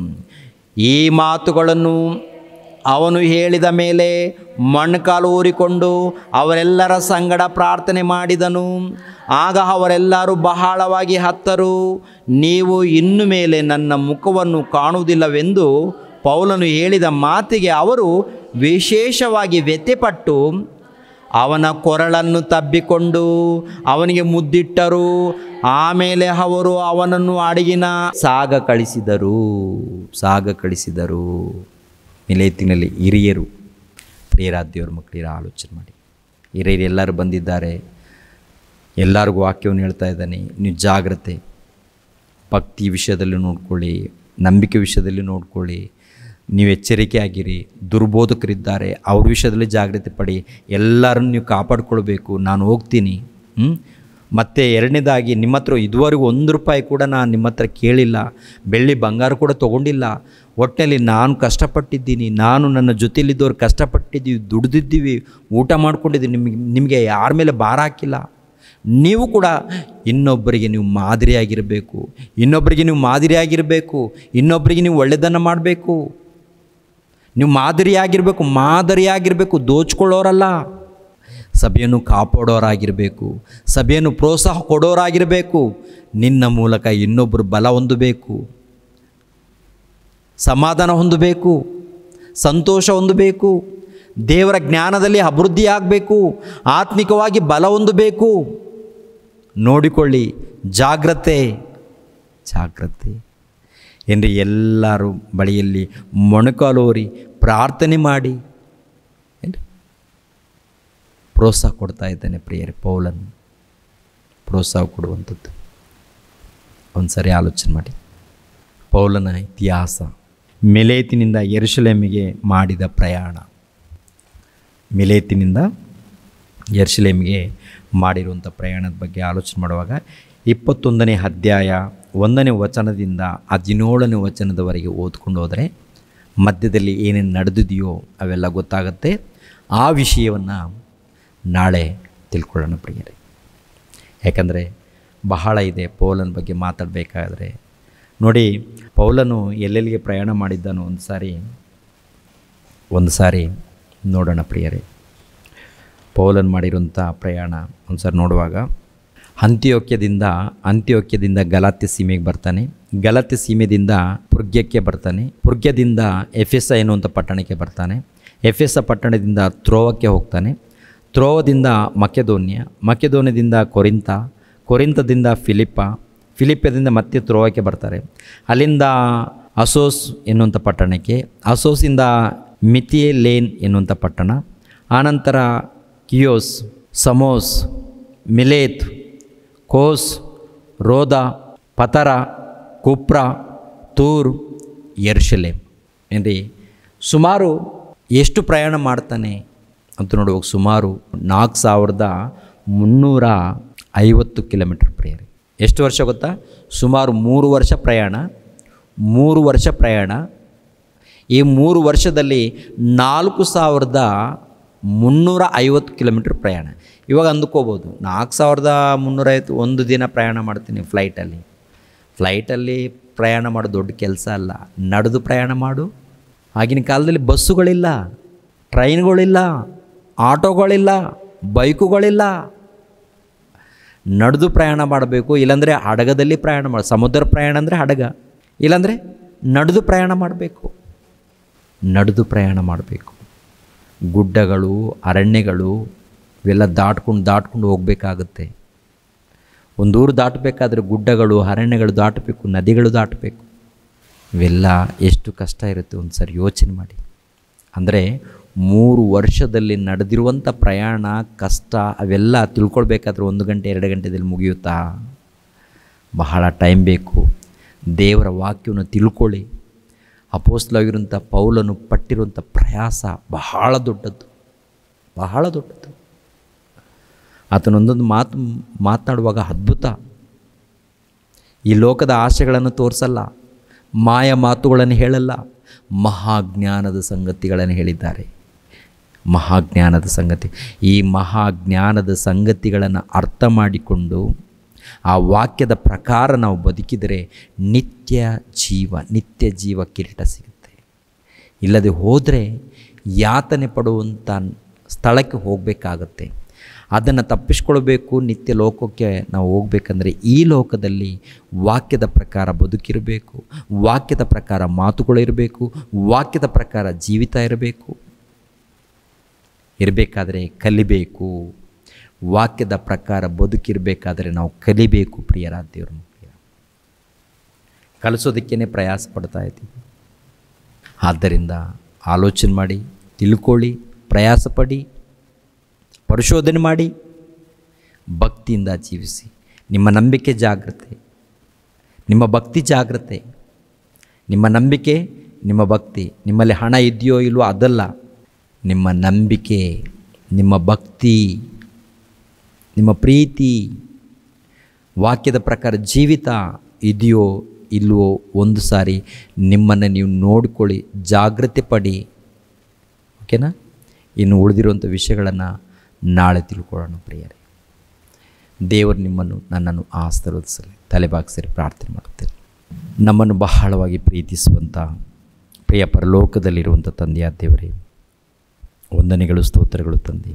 3ನೇ ಪ್ರಯಾಣದಲ್ಲಿ 2ನೇ ಭಾಗವನ್ನು ಕುರಿತು ಮಾತನಾಡಿದ್ದೀನಿ ತಂದೆ. ಇನ್ನೂ ಅನೇಕ ವಿಷಯಗಳು ತಿಳ್ಕೊಳ್ಬೇಕು. ರೋಮಾಪುರಕ್ಕೆ ಪ್ರಯಾಣ ಮಾಡುವಂಥದ್ದು, ಯೆರೂಸಲೇಮ್ ಪಟ್ಟಣದಲ್ಲಿ ಅರೆಸ್ಟ್ ಆದ ನಂತರ ಅಲ್ಲಿ ನಡೆದಿರುವಂಥ ಸಂಗತಿಗಳು, ಆನಂತರ ತಂದೆಯಾದ ದೇವರೇ ರೋಮಾಪುರದಲ್ಲಿ ಸೆರೆಯಲ್ಲಿದ್ದಂಥ ಸಂಗತಿಗಳು, ಬಿಡುಗಡೆಯಾಗುವಂಥ ಸಂಗತಿಗಳು ಅನೇಕ ತಿಳ್ಕೊಳ್ಬೇಕಾಗಿದೆ ತಂದೆ. ನಿಮ್ಮ ಮಾತುಗಳು ಸಹಾಯ ಮಾಡಿ ತಂದೆ. ಸಹಾಯ ಮಾಡ್ತಾ ಇದ್ದೀರಿ ತಂದೆ. ಸ್ತೋತ್ರಗಳು. ಇದ್ದದ್ದು ಇದ್ದ ಹಾಗೆ ನಿಮ್ಮ ಮಕ್ಕಳಿಗೆ ತಿಳಿಸಿದ್ದೀನಿ ತಂದೆ. ಎಷ್ಟು ಮಂದಿ ತಿಳ್ಕೊಂಡಿದ್ದಾರೋ, ಅರ್ಥ ಮಾಡಿಕೊಂಡಿದ್ದಾರೋ ತಂದೆ, ಅವರಿಗೆ ಬಿಟ್ಟಿತ್ತು ತಂದೆ. ಆದರೆ ಎಲ್ಲರನ್ನು ಕಾಪಾಡಿ, ಕನಿಕರಿಸಿ, ನಿಮ್ಮ ವಾಕ್ಯಗಳನ್ನು ತಿಳ್ಕೊಂಡು ಭಕ್ತಿಯಿಂದ ಜೀವಿಸುವಂತೆ ಸಹಾಯ ಮಾಡಿ. ನೇರ ಪ್ರಸಾರದಲ್ಲಿ ವೀಕ್ಷಿಸುವಂಥ ನಿಮ್ಮ ಮಕ್ಕಳಿಗೋಸ್ಕರ ಪ್ರಾರ್ಥಿಸ್ತಾ ಇದ್ದೀನಿ. ಎಲ್ಲರನ್ನು ಬಲಪಡಿಸಿ, ನಿಮ್ಮ ಜ್ಞಾನದಲ್ಲಿ ಬೆಳೆಸಿ, ನಿಮ್ಮನ್ನು ಅರ್ಥ ಮಾಡಿಕೊಂಡು, ನಿಮ್ಮ ಮನಸ್ಸನ್ನು ತಿಳ್ಕೊಂಡು ಈ ಲೋಕದಲ್ಲಿ ಭಕ್ತಿಯಿಂದ ಜೀವಿಸುವಂತೆ ಸಹಾಯ ಮಾಡಿ. ಇನ್ನು ತಿಳ್ಕೊಳ್ಬೇಕಾದಂಥ ಅನೇಕ ವಿಷಯಗಳಿದೆ ತಂದೆ. ಎಲ್ಲವನ್ನು ತಿಳ್ಕೊಳ್ಳೋದಕ್ಕೆ ಸಹಾಯ ಮಾಡಿ. ಯೇಸು ಪವಿತ್ರ ನಾಮದಲ್ಲಿ ಬೇಡ್ತಾ ಇದ್ದೀನಪ್ಪ ತಂದೆಯೇ, ಆಮೆನ್. ರಕ್ಷಕನಾದ ಯೇಸು ಕ್ರಿಸ್ತರ ನಾಮದಲ್ಲಿ ಆತ್ಮೀಯರೆಲ್ಲರಿಗೂ ಹೃತ್ಪೂರ್ವಕ ವಂದನೆಗಳನ್ನು ತಿಳಿಸ್ತಾ ಇದ್ದೇನೆ. ದೇವರ ಸೇವೆ ನಿಮಿತ್ತವಾಗಿ ಪ್ರಾರ್ಥಿಸಿರಿ ಹಾಗೂ ದೇವರ ಸೇವೆಯಲ್ಲಿ ಭಾಗಿಗಳು ಆಗಿ. ಪ್ರತಿಯೊಬ್ಬನು ತನ್ನ ಹೃದಯದಲ್ಲಿ ನಿರ್ಣಯಿಸಿಕೊಂಡ ಪ್ರಕಾರ ಕೊಡಲಿ. ದುಃಖದಿಂದಾಗಲಿ ಬಲಾತ್ಕಾರದಿಂದಾಗಲಿ ಯಾರೂ ಕೊಡಬಾರದು. ಯಾಕೆಂದರೆ ಸಂತೋಷವಾಗಿ ಕೊಡುವವನ ಮೇಲೆ ದೇವರಿಗೆ ಪ್ರೀತಿಯುಂಟು. 2ನೇ ಕೊರಿಂಥದವರಿಗೆ ಬರೆದ ಪತ್ರಿಕೆ 9ನೇ ಅಧ್ಯಾಯ 7ನೇ ವಚನ.